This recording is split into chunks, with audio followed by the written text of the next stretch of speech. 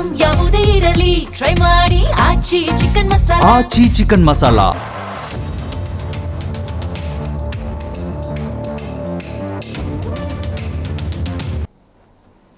ನಮಸ್ಕಾರ. ಮೆಗಾ ಸುದ್ದಿ ವಿಶೇಷ ಕಾರ್ಯಕ್ರಮಕ್ಕೆ ಸ್ವಾಗತ. ನಾನು ಹೇಮಕುಮಾರ್. ಸಂಸತ್ನಲ್ಲಿ ಕೇಂದ್ರ ಸರ್ಕಾರಕ್ಕೆ ಹಿನ್ನಡೆಯಾಗಿದೆ. ಐತಿಹಾಸಿಕ ಸಂವಿಧಾನದ ತಿದ್ದುಪಡಿಯನ್ನು ಮಾಡೋದಕ್ಕೆ ಕೇಂದ್ರ ಸರ್ಕಾರ ಹೊರಟಿತ್ತು. ಪ್ರಮುಖವಾಗಿ ಮಹಿಳೆಯರಿಗೆ ಮೀಸಲಾತಿ ಕೊಡಬೇಕು ಅನ್ನೋದು, 33% ಮೀಸಲಾತಿ, ಕ್ಷೇತ್ರ ಪುನರ್ವಿಂಗಡಣೆ, ಅದರ ಜೊತೆಗೆ ಸ್ಥಾನಗಳ ಸಂಖ್ಯೆ, ಲೋಕಸಭಾ ಸದಸ್ಯರ ಸ್ಥಾನಗಳ ಸಂಖ್ಯೆಯನ್ನು ಕೂಡ ಹೆಚ್ಚಳ ಮಾಡಬೇಕು ಅನ್ನುವಂಥ ವಿಧೇಯಕ ಇತ್ತು. ಅದಕ್ಕೆ ಅನುಮೋದನೆ ಸಿಕ್ಕಿಲ್ಲ. ಅಂದರೆ ವಿಪಕ್ಷದವರು ಅದಕ್ಕೆ ಅವಕಾಶ ಮಾಡಿಕೊಡಲಿಲ್ಲ. ಸಂಸತ್ನಲ್ಲಿ ಬಹುಮತ ಸಿಗದೇ ಇರುವಂಥ ಹಿನ್ನೆಲೆಯಲ್ಲಿ ಕೇಂದ್ರ ಸರ್ಕಾರ ಇಲ್ಲಿ ಫೇಲ್ ಆಗಿರುವಂಥದ್ದು, ವಿಫಲವಾಗಿದೆ. ಸೊ ಹಂಗಾಗಿ ವಾಟ್ ನೆಕ್ಸ್ಟ್, ಮುಂದೆ ಏನು ಮಾಡಬಹುದು, ಮುಂದಿನ ನಡೆ ಏನು, ಯಾಕೆ ಫೇಲ್ ಆಯಿತು ಅಂದರೆ ಇದನ್ನು 2023 ಅಂಗೀಕಾರ ಆಗುತ್ತೆ. ಬಟ್ ಇವತ್ತು ಪಾಸ್ ಆಗಬೇಕಾಗಿತ್ತು ನಿನ್ನೆ, ಆ ಕೆಲಸ ಆಗಲಿಲ್ಲ. ವಿಪಕ್ಷದವರು ಅದಕ್ಕೆ ಅವಕಾಶ ಮಾಡಿಕೊಡಲಿಲ್ಲ. ಸೊ ಈಗ ಇರುವಂಥದ್ದು ಯಾಕೆ ಬೇಡ ಅಂತ ಹೇಳಿದ್ರೆ, ಒಂದು ವೇಳೆ ಈ ಜನಗಣತಿಯ ಆಧಾರದ ಮೇಲೆ 2011 ಜನಗಣತಿಯ ಆಧಾರದ ಮೇಲೆ ನೀವು ಕ್ಷೇತ್ರ ಪುನರ್ವಿಂಗಡಣೆ ಮಾಡ್ತೀವಿ ಅಂತ ಹೇಳಿದ್ರೆ ಅದಕ್ಕೆ ನಮಗೆ ಅವಕಾಶ ಇಲ್ಲ, ಅಂದರೆ ನಾವು ಅವಕಾಶವನ್ನು ಮಾಡಿಕೊಡೋದಿಲ್ಲ. ಒಂದು ವೇಳೆ ಮೀಸಲಾತಿ ಆದರೆ ಓಕೆ, ಬಟ್ ಕ್ಷೇತ್ರ ಪುನರ್ವಿಂಗಡಣೆಗೆ ನಾವು ಯಾವುದೇ ಕಾರಣ ಕೂಡ ಒಪ್ಪಿಗೆ ಕೊಡೋದಿಲ್ಲ ಅಂತೇಳಿ ವಿಪಕ್ಷ ಹೇಳಿದಾಗ, ಆದರೂ ಕೂಡ ಈ ಒಂದು ವಿರೋಧ ನಡುವೆ ಕೂಡ ಪ್ರಯತ್ನ ಆಯಿತು, ವೋಟಿಂಗ್ ಕೂಡ ನಡೀತು, ಆದರೆ ಬಹುಮತ ಬರಲಿಲ್ಲ. ಸೊ ಹಂಗಾಗಿ ಈ ಒಂದು ಅಂಗೀಕಾರ ಈಗ ಫೇಲ್ ಆಗಿದೆ. ಸೊ ಮುಂದಿನ ನಡೆಯನ್ನು ಎಲ್ಲದರ ಬಗ್ಗೆ ಚರ್ಚೆ ಮಾಡೋಣ. ಇದೇ ಇವತ್ತಿನ ವಿಶೇಷ. ಮಹಿಳಾ ಮೀಸಲು ಗುಪ್ತ ಸೂಚಿ ಫೇಲ್.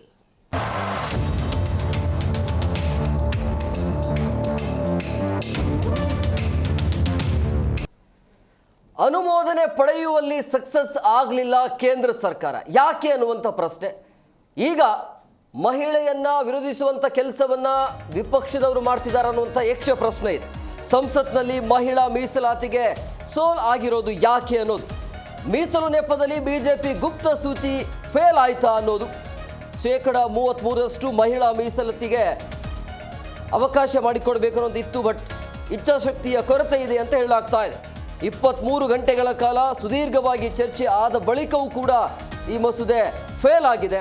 ನರೇಂದ್ರ ಮೋದಿಯ NDA ಸರ್ಕಾರಕ್ಕೆ ಭಾರಿ ಮುಖಭಂಗ ಇದೆ. ತಿದ್ದುಪಡಿ ಮಸೂದೆ ಅಂಗೀಕಾರಕ್ಕಾಗಿ ಶತಪ್ರಯತ್ನ ಆಗತ್ತೆ, ಆದರೂ ಕೂಡ ಪ್ರಯತ್ನ ಸಕ್ಸಸ್ ಆಗಿಲ್ಲ. ಸೊ NDA ನಡೆಗೆ ಬೇಲಿ ಹಾಕಿದ್ದೇವೆ ಅಂಥೇಳಿ ಇಂಡಿಯಾ ಅವರು ಕೂಡ ಹೇಳ್ತಾ ಇದ್ರು. ಸೊ ಈಗ ಮಸೂದೆ ಸೋಲಿನ ಸಂಭ್ರಮ ಇದೆಯಲ್ಲ, ಅದು ಸರಿಯಲ್ಲ ಅಂಥೇಳಿ ಅದನ್ನು ಖಂಡನೆ ವ್ಯಕ್ತಪಡಿಸಿದ್ದಾರೆ ಅಮಿತ್ ಶಾ ಅವರು. ಯಾಕೆ ಈ ರೀತಿ ವಿರೋಧ ಅಂತ ಹೇಳಿದ್ರೆ, ಕ್ಷೇತ್ರ ಪುನರ್ವಿಂಗಡಣೆಗೆ ನಾವು ಅವಕಾಶ ಮಾಡಿಕೊಡೋದಿಲ್ಲ. ಕಾರಣ ಏನು ಅಂತ ಹೇಳಿದ್ರೆ, 2011 ಜನಗಣತಿ ಆಧಾರದ ಮೇಲೆ ವಿಂಗಡಣೆ ಮಾಡಬೇಕು, ಕ್ಷೇತ್ರಗಳ ಸಂಖ್ಯೆ ಜಾಸ್ತಿ ಮಾಡಬೇಕು ಅನ್ನೋದು. ಹಾಗಾದರೆ ದಕ್ಷಿಣ ಭಾರತಕ್ಕೆ ಅದು ಹಿನ್ನಡೆ ಆಗತ್ತೆ, ಉತ್ತರ ಭಾರತಕ್ಕೆ ಅದು ಪ್ಲಸ್ ಆಗತ್ತೆ ಅನ್ನುವಂಥ ಕಾರಣಕ್ಕಾಗಿ ಬೇಡವೇ ಬೇಡ ಅಂಥೇಳಿ ಅದನ್ನು ವಿರೋಧವನ್ನು ವ್ಯಕ್ತಪಡಿಸಿದರು. ಯಾಕಂದರೆ ನಮ್ಮ ಜನಸಂಖ್ಯೆ ಕಡಿಮೆ ಇದೆ, ಜನಸಂಖ್ಯೆಯ ಆಧಾರದ ಮೇಲೆ ನೀವು ಏನಾದರೂ ಅವಕಾಶ ಮಾಡಿಕೊಟ್ಟಿದ್ದೆ ಆದಲ್ಲಿ ನಮ್ಮ ಜನಸಂಖ್ಯೆ ಕಡಿಮೆ ಇದೆ, ಹಂಗಾಗಿ ಅದಕ್ಕೆ ನಾವು ಅವಕಾಶವನ್ನು ಮಾಡಿಕೊಡೋದಿಲ್ಲ. ಬಟ್ ನಮ್ಮ ವಿರೋಧ ಇರೋದು ಕ್ಷೇತ್ರ ಪುನರ್ವಿಂಗಡಣೆ ವಿಚಾರವಾಗಿ, ಮಹಿಳೆಯ ವಿಚಾರಕ್ಕೆ ಅಂದರೆ, ಅಥವಾ ಮಹಿಳೆಯ ಮೀಸಲು ಇದೆಯಲ್ಲ ಅದಕ್ಕೆ ನಮ್ಮ ಅಬ್ಜೆಕ್ಷನ್ ಇಲ್ಲವೇ ಇಲ್ಲ ಅಂತ ವಿಪಕ್ಷದವರು ಹೇಳ್ತಾ ಇರುವಂಥದ್ದು. ಮೀಸಲು ಕೊಡಿ, ಆದರೆ ಈ ಕ್ಷೇತ್ರ ವಿಂಗಡಣೆ ಬೇಡ. ಈ ಬಗ್ಗೆ ಸುದೀರ್ಘವಾಗಿ ಚರ್ಚೆ ಆದರೂ ಕೂಡ ವೋಟಿಂಗ್ ನಡೆಯುತ್ತೆ, ಆದರೆ ಇಲ್ಲಿ ಬಹುಮತ ಬರಲಿಲ್ಲ. ಬಟ್ ಈಗ ಇರುವಂಥದ್ದು, ಕೇಂದ್ರ ಸರ್ಕಾರ ಇದರಲ್ಲಿ ಫೇಲ್ ಆಯಿತಾ ಅಥವಾ ಪ್ಲಾನ್ ಏನಿತ್ತು ಅಂಥೇಳಿ, ಈ ರೀತಿಯಾಗಿ ಮಹಿಳೆಯರ ಮತದಾರರನ್ನ ಸೆಳೆಯುವಂಥ ಪ್ರಯತ್ನ ಆಯಿತಾ? ಈಗ ಕಾಂಗ್ರೆಸ್ ಸರ್ಕಾರ ಮಹಿಳೆಯರನ್ನು ವಿರೋಧಿಸಿದ್ರು ಅನ್ನುವಂಥ ಪಟ್ಟವನ್ನು ಕಟ್ಕೊಳ್ತಾರ? ಇದೆಲ್ಲ ಗೇಮ್ ಪ್ಲಾನ, ಇದೆಲ್ಲ ರಾಜಕೀಯ ಪ್ಲಾನ ಅನ್ನುವಂಥ ಚರ್ಚೆಗಳಂತೂ ಸಹಜವಾಗಿ ನಡೀತಾ ಇರುವಂಥದ್ದು. 2011 ಜನಗಣತಿ ಆಧಾರದ ಮೇಲೆ ನೀವು ಕ್ಷೇತ್ರ ವಿಂಗಡಣೆಯನ್ನು ಹೇಗೆ ಮಾಡ್ತೀರಿ ಅಂತ ವಿಪಕ್ಷದವರ ಪ್ರಶ್ನೆ ಇದು. ಈಗ ಜನಗಣತಿ ಆಗ್ತಾ ಇದೆ, ಅದು ಆಗಲಿ, ಬಟ್ ಇಷ್ಟೊಂದು ಅವಸರ ಯಾಕೆ ಅನ್ನೋದು, ತರಾತುರಿಯಲ್ಲಿ ನೀವು ಈ ರೀತಿಯಾಗಿ ಜಾರಿಗೆ ತರೋದು ಯಾಕೆ ಅನ್ನುವಂಥ ಅವರ ಪ್ರಶ್ನೆ ಇರುವಂಥದ್ದು. ಏನೇ ಪ್ರಯತ್ನ ಮಾಡಿ ಒಟ್ಟಿನಲ್ಲಿ ಸಕ್ಸಸ್ ಆಗಬೇಕು, ಸಕ್ಸಸ್ ಕಾಣಬೇಕು ಅನ್ನುವಂಥ ಇತ್ತು, ಬಟ್ ಅದು ಆಗಲಿಲ್ಲ. ಸೊ ಹಾಗಾಗಿ ಇಲ್ಲಿ ಎಲ್ಲೋ ಒಂದು ಕಡೆ ಮೋದಿ ಸರ್ಕಾರ ಫೇಲ್ ಆಯಿತಾ ಅನ್ನೋದು, ಅಂದರೆ ವಿಪಕ್ಷದವರ ಪ್ಲಾನ್ ಏನಿತ್ತು ಅದೆಲ್ಲವೂ ಕೂಡ ಸಕ್ಸಸ್ ಆಗಿದೆ. ಬಟ್ ಈಗ ಇರುವಂಥದ್ದು ಮುಂದಿನ ದಾರಿ ಏನು, ಹಿನ್ನಡೆ ಆಗಿದ್ದು ಯಾಕೆ, ಮುಂದೆ ಏನು ಮಾಡಬಹುದು, ಎಲ್ಲದರ ಬಗ್ಗೆ ಚರ್ಚೆ ಮಾಡೋಣ.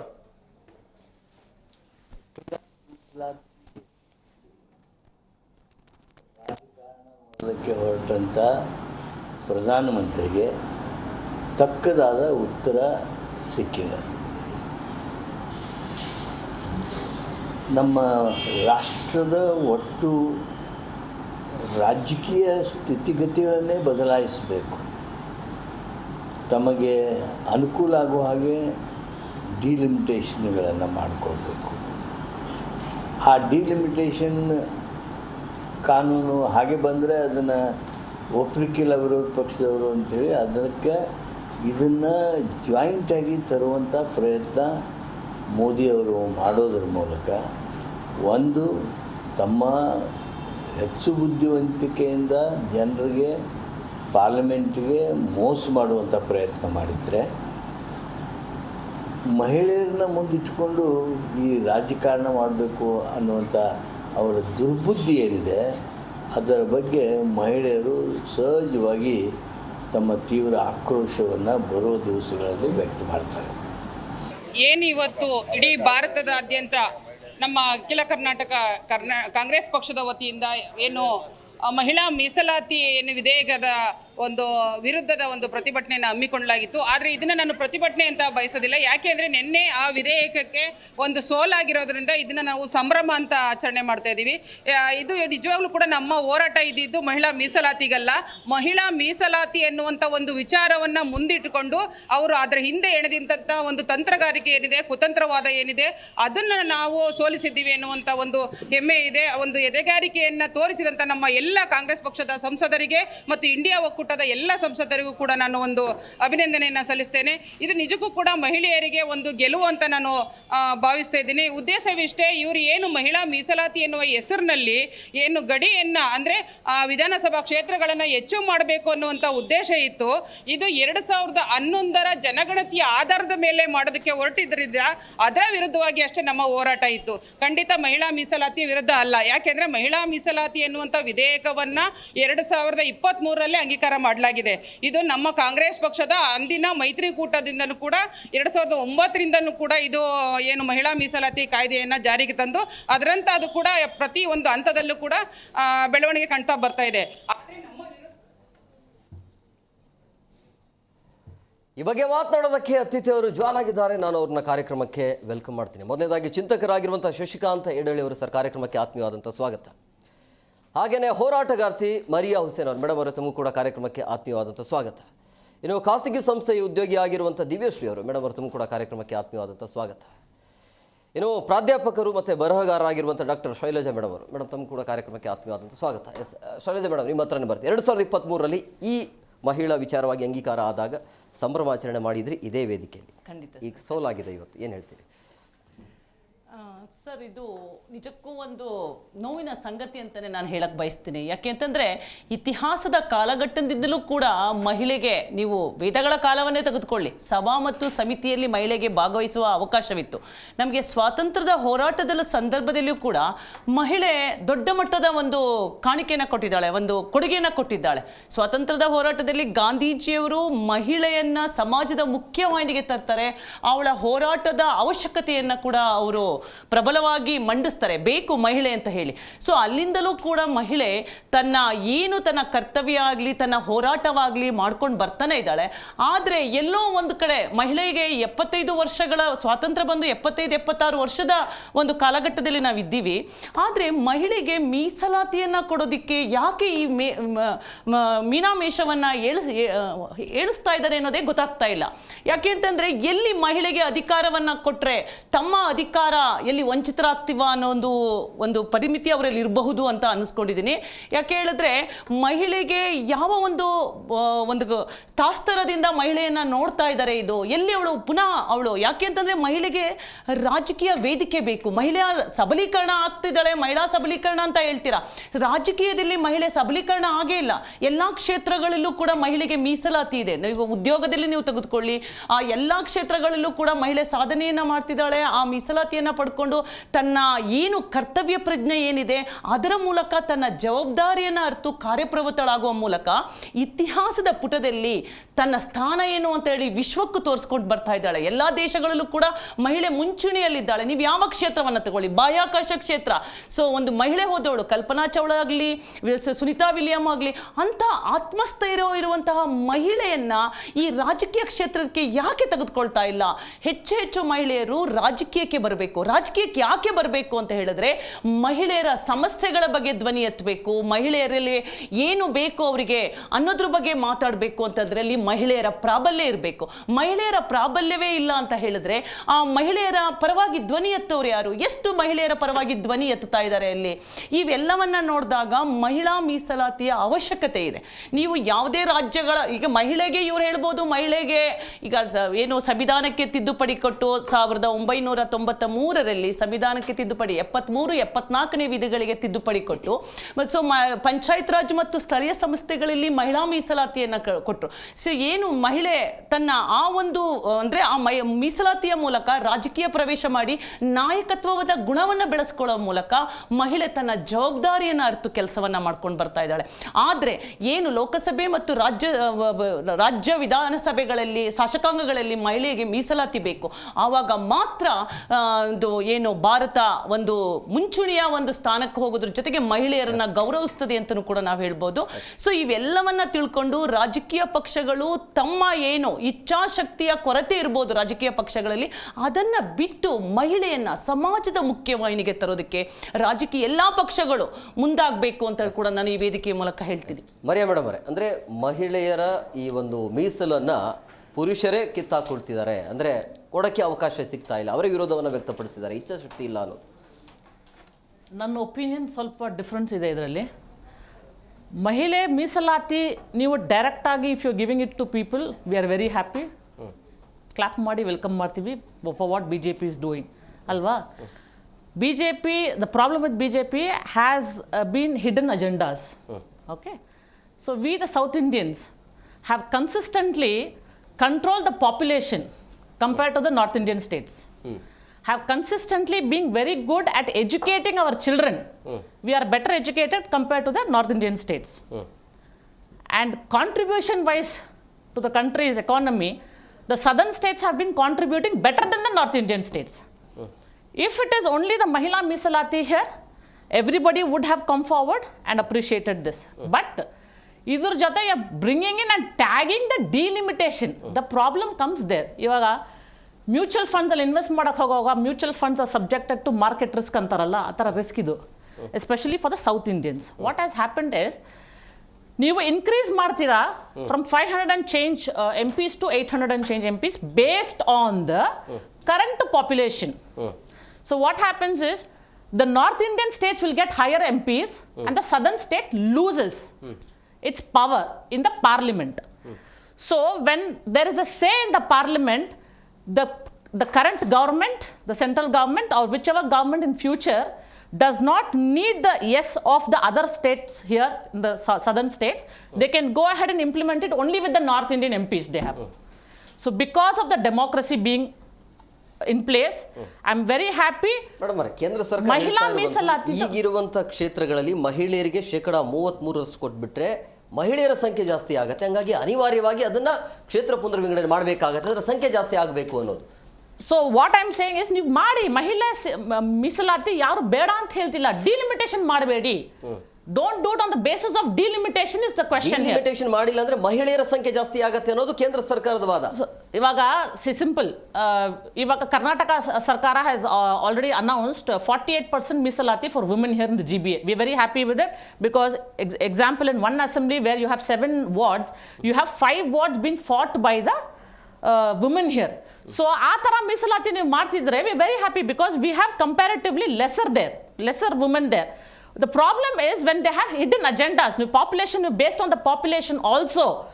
In the future, what happens is comparatively, you will have the North Indian state MPs even based on the population. If women also, if they take, they will have more MPs there than this.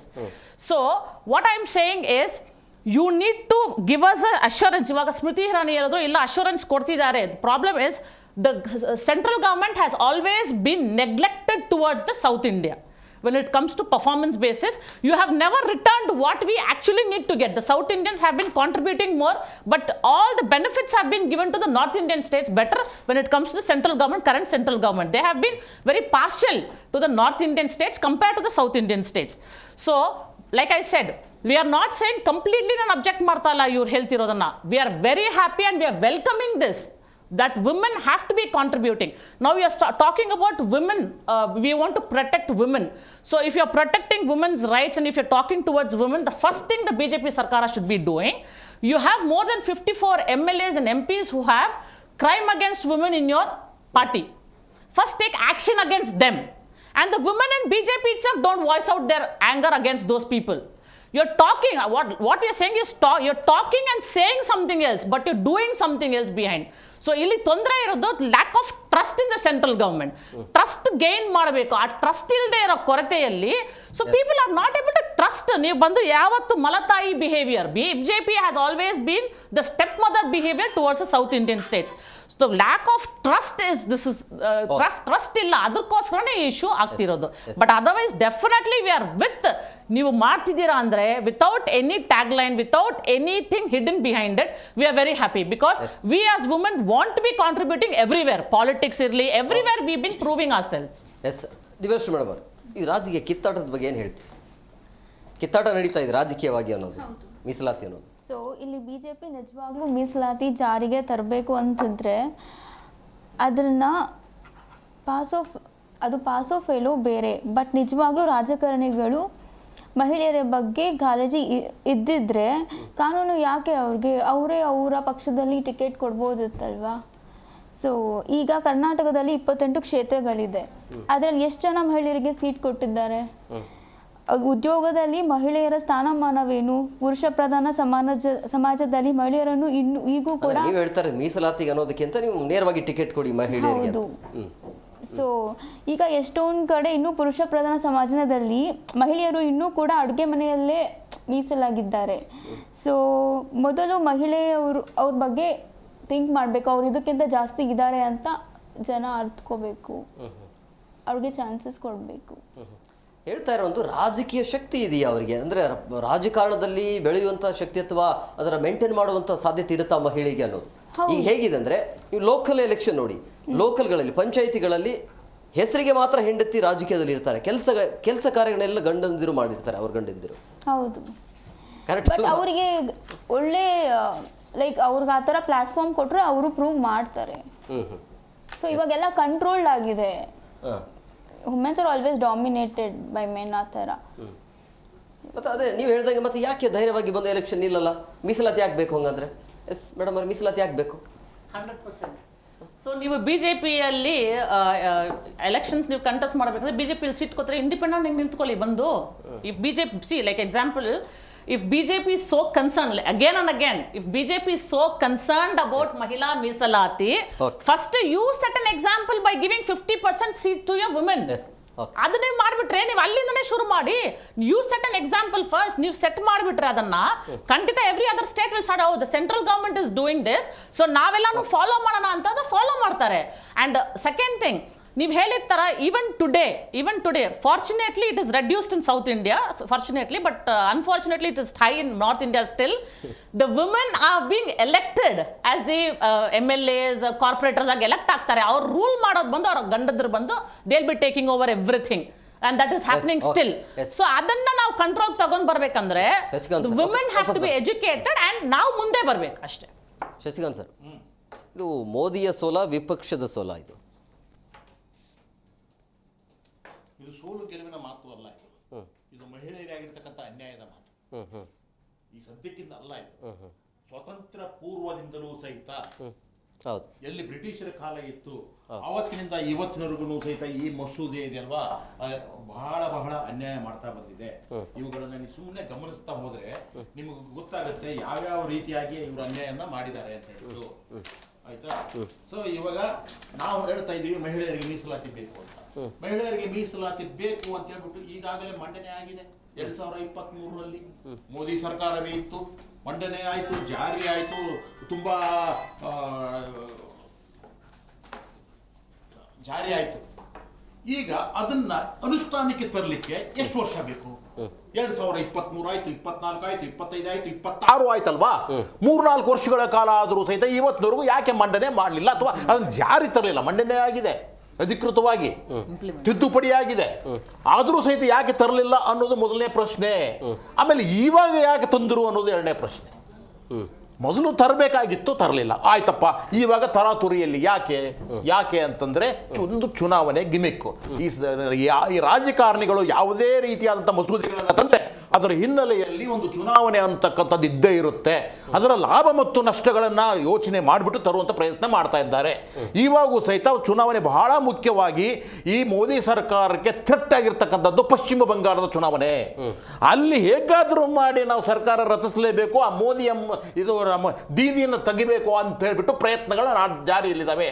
ಈಗ ಏನು ಮಾಡಬೇಕು? ಬಿಹಾರದಲ್ಲಿ ಏನು ಮಾಡಿದ್ರು, ಇದ್ದಕ್ಕಿದ್ದಂಗೆ ಇಲ್ಲಿ ಚುನಾವಣೆ ನೀತಿ ಸಂಹಿತೆ ಜಾರಿ ಆದಮೇಲೆ ಎಲ್ಲ ಮಹಿಳೆಯರಿಗೂ 10,000 ರೂಪಾಯಿ ಕೊಟ್ಬಿಡ್ತೀವಿ ಅಂದ್ಬಿಟ್ರು.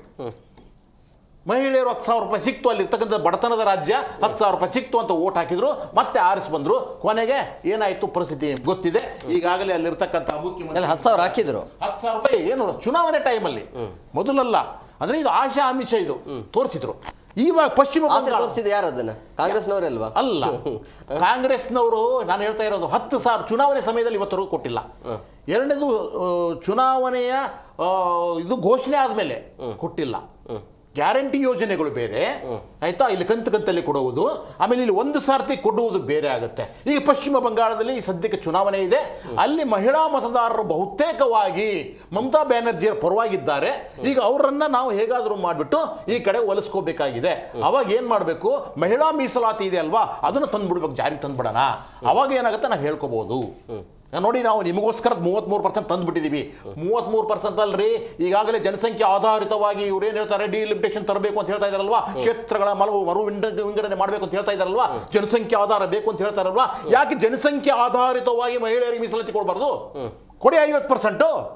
ಯಾಕೆ 30% ಕೊಡ್ತೀರಾ ನೀವು? ಜನಸಂಖ್ಯೆ ಬಹಳ ಮುಖ್ಯ ಅಲ್ವಾ ನಿಮಗೆ? ಜನಸಂಖ್ಯೆ ಆಧಾರವಾಗಿ ಮಾಡ್ಬೇಕಾದ್ರೆ 50% ಮಹಿಳೆಯರಿಗೆ ಕೊಡಿ, 50% ಗಂಡಸರಿಗೆ ಕೊಡಿ. ಇವಾಗ ಏನು ಅಂದರೆ ಯಾವುದೇ ಕಾರಣಕ್ಕೂ 543 ಸೀಟ್ಗಳು ಏನಿದಾವಲ್ಲ, ಇವುಗಳು ಅಲ್ಲಾಡಬಾರ್ದು ಇವರಿಗೆ. ಅವುಗಳು ಹಾಗೇ ಇರಬೇಕು. ಅದಕ್ಕೆ ಇವುಗಳನ್ನು ಹೆಚ್ಚು ಮಾಡಬೇಕು. 850 ಮಾಡಿಬಿಡೋಣ, ಹೆಚ್ಚುವರಿ ಆಗಿದೆಯಲ್ಲ ಅದರಲ್ಲಿ ಸ್ವಲ್ಪ ಮಹಿಳೆಯರಿಗೆ 33% ಕೊಟ್ಟ ಹಾಗೆ ಮಾಡೋಣ. ನಿಜವಾಗಿಯೂ ಅಂತಂದರೆ BJP ಸರ್ಕಾರ ಆಗಲಿ, ಈ ಪುರುಷ ಪ್ರಧಾನ ವ್ಯವಸ್ಥೆಯ ಸರ್ಕಾರಗಳಿದಾವಲ್ಲ, ಇವರಿಗೆ ಮಹಿಳೆಯರಿಗೆ ಮೀಸಲಾತಿ ಕೊಡುವಂಥ ಆಸಕ್ತಿ ಇಲ್ಲ. ಅದಕ್ಕೆ ಕಾರಣ ಇವಾಗಲೂ ಸಹಿತ ಈ ಮೀಸಲಾತಿಯನ್ನು ಏನು ತಂದಿದ್ದಾರೆ ಅರ್ಜೆಂಟಾಗಿ, ಅವ್ರಿಗೆ ಗೊತ್ತು ಇದು ಮೀಸಲಾತಿ ಬಿದ್ದೋಗುತ್ತೆ ಅಂತಲೂ ಗೊತ್ತು, ಮೆಜಾರಿಟಿ ಇಲ್ಲ ಅಂತಲೂ ಗೊತ್ತು. ಮತ್ತೆ ಯಾಕೆ ಅನ್ನೋದು ಹೇಳ್ತಾ ಇದ್ದೀನಿ. BJP ಅವ್ರು ಮಾಡಬೇಕಾಗಿರೋದು ಇಷ್ಟೇ, ಇಡೀ ಜನರಿಗೆ, ಅದು ಮಹಿಳೆಯರಿಗೆ ಒಂದು ಸಂದೇಶ ಕೊಡಬೇಕಾಗಿದೆ. ಏನು ಸಂದೇಶ ಕೊಡಬೇಕಾಗಿದೆ? ನೋಡಿ, ಈ ವಿಪಕ್ಷಗಳಿದಾವಲ್ಲ, ಮಹಿಳಾ ವಿರೋಧಿಗಳಿವರು, ಇವರು ನಾವು ನಿಮಗೆ 33% ಕೊಡಬೇಕು ಅಂತ ತರಾತುರಿಯಲ್ಲಿದ್ದೀವಿ. ಅರ್ಜೆಂಟಲ್ಲಿ ನಾವು ಸಂಸತ್ತಿನ ಅಧಿವೇಶನ ಕರೆದಿದ್ದೀವಿ. ಇಷ್ಟೆಲ್ಲ 23 ಗಂಟೆಗಳ ಕಾಲ ಎಲ್ಲರೂ ಚರ್ಚೆ ಮಾಡಿದ್ದೀವಿ. ಇಂಥ ಸಂದರ್ಭದಲ್ಲಿ ಇವರು ನಮ್ಮ ವಿರುದ್ಧವಾಗಿ, ನಿಮ್ಮ ವಿರುದ್ಧವಾಗಿ ಮತವನ್ನು ಕೊಟ್ಟಿದ್ದಾರೆ. ಆದ್ದರಿಂದ ಇವರೆಲ್ಲ ಮಹಿಳಾ ವಿರೋಧಿಗಳು, ಅದಕ್ಕೆ ಇವ್ರಿಗೆ ಮತ ಕೊಡಬೇಡಿ, ನಮಗೆ ಕೊಡಿ, ಮತ್ತು ಮುಂದಿನ ಅಧಿವೇಶನದಲ್ಲಿ ಇದನ್ನು ಜಾರಿ ತರ್ತೀವಿ ಅನ್ನುವ ಸಂದೇಶವನ್ನ ಮಹಿಳಾ ಮತದಾರರಿಗೆ ತಲುಪಿಸಬೇಕಾಗಿತ್ತು.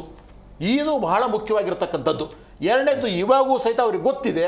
ಯಾಕೆಂದ್ರೆ ತರಾತುರಿಯಲ್ಲಿ ತರಬೇಕಾದ್ರೆ ಪೂರ್ವಯೋಜಿತವಾಗಿ ಯೋಚನೆ ಮಾಡಬೇಕಲ್ವಾ, ನಮ್ಗೆ ಎಷ್ಟು ಮತಗಳಿದ್ದಾವೆ, ಎಷ್ಟು ವಿರುದ್ಧವಾಗಿದ್ದಾವೆ, ಇವುಗಳನ್ನ ಯೋಚನೆ ಮಾಡಿ ತರಬೇಕಾಗಿತ್ತು. ತಂದಿಲ್ಲ ಅರ್ಜೆಂಟಾಗಿ. ಇದು ಮೂಲಭೂತ ಅಂತ ಉದ್ದೇಶವಾಗಿದೆ. ಎಸ್, ಶೈಲಜಾ ಮೇಡಮ್ ಅವರೇ, 2023ರಲ್ಲಿ ಅಂಗೀಕಾರ ಆಗುತ್ತೆ, ಬಟ್ ಯಾಕೆ ಡಿಲೇ? ಅಲ್ಲಿಂದ ಇಲ್ಲಿ ತನಕ ಡಿಲೇ ಆಯಿತು, ಬಟ್ ಈಗ ಸಡನ್ಲಿ ಆಗಿ ಅದನ್ನು ಮಾಡಲೇಬೇಕು ಅನ್ನೋಂಥ ಲೆಕ್ಕಾಚಾರ. ಅದು ಕ್ಷೇತ್ರಗಳ ಮರು ವಿಂಗಡಣೆನ ಮಾಡ್ತಾ ಇದ್ದಾರೆ. ಜನಸಂಖ್ಯೆ 2011ರಲ್ಲಿ ಜನಗಣತಿ ಆಗಿದ್ದು.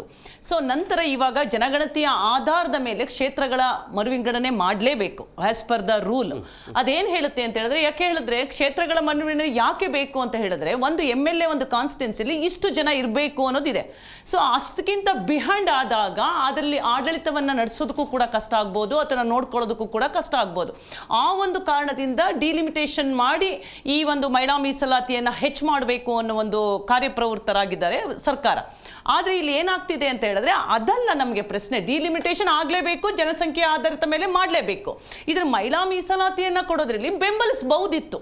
ಯಾಕೆ ಹೇಳಿದ್ರೆ ಅದನ್ನ ತಡೆ ಈಗ 2023 ಸೆಪ್ಟೆಂಬರಲ್ಲಿ ಬಿಲ್ ಆಗುತ್ತೆ, 19ರಲ್ಲಿ ಏನು ಪ್ರಥಮ ಹೊಸ ಏನು ಸಂಸತ್ತಿದೆ ಆ ಸಂಸತ್ತಿನಲ್ಲಿ ಅಧಿವೇಶನ ಮೊದಲ ಇದಾಗಿದ್ದಂದ್ರೆ ನಾರಿ ಶಕ್ತಿ ವಂದನಾ ಕಾಯ್ದೆಯನ್ನ ಮಂಡಿಸಿ ಅದನ್ನ ಎರಡೂ ಏನು ರಾಜ್ಯಸಭೆ ಮತ್ತು ಲೋಕಸಭೆಯಲ್ಲಿ ಎರಡಲ್ಲೂ ಕೂಡ ಅಂಗೀಕಾರ ಆಯಿತು. ಸೆಪ್ಟೆಂಬರ್ 29 ಏನು ರಾಷ್ಟ್ರಪತಿಯವರ ಒಂದು ಅಂಕಿತದ ಮೂಲಕ ಕಾನೂನಾತ್ಮಕವಾಗಿ ಒಂದು ಕಾನೂನನ್ನ ಪಡ್ಕೊಳ್ತು.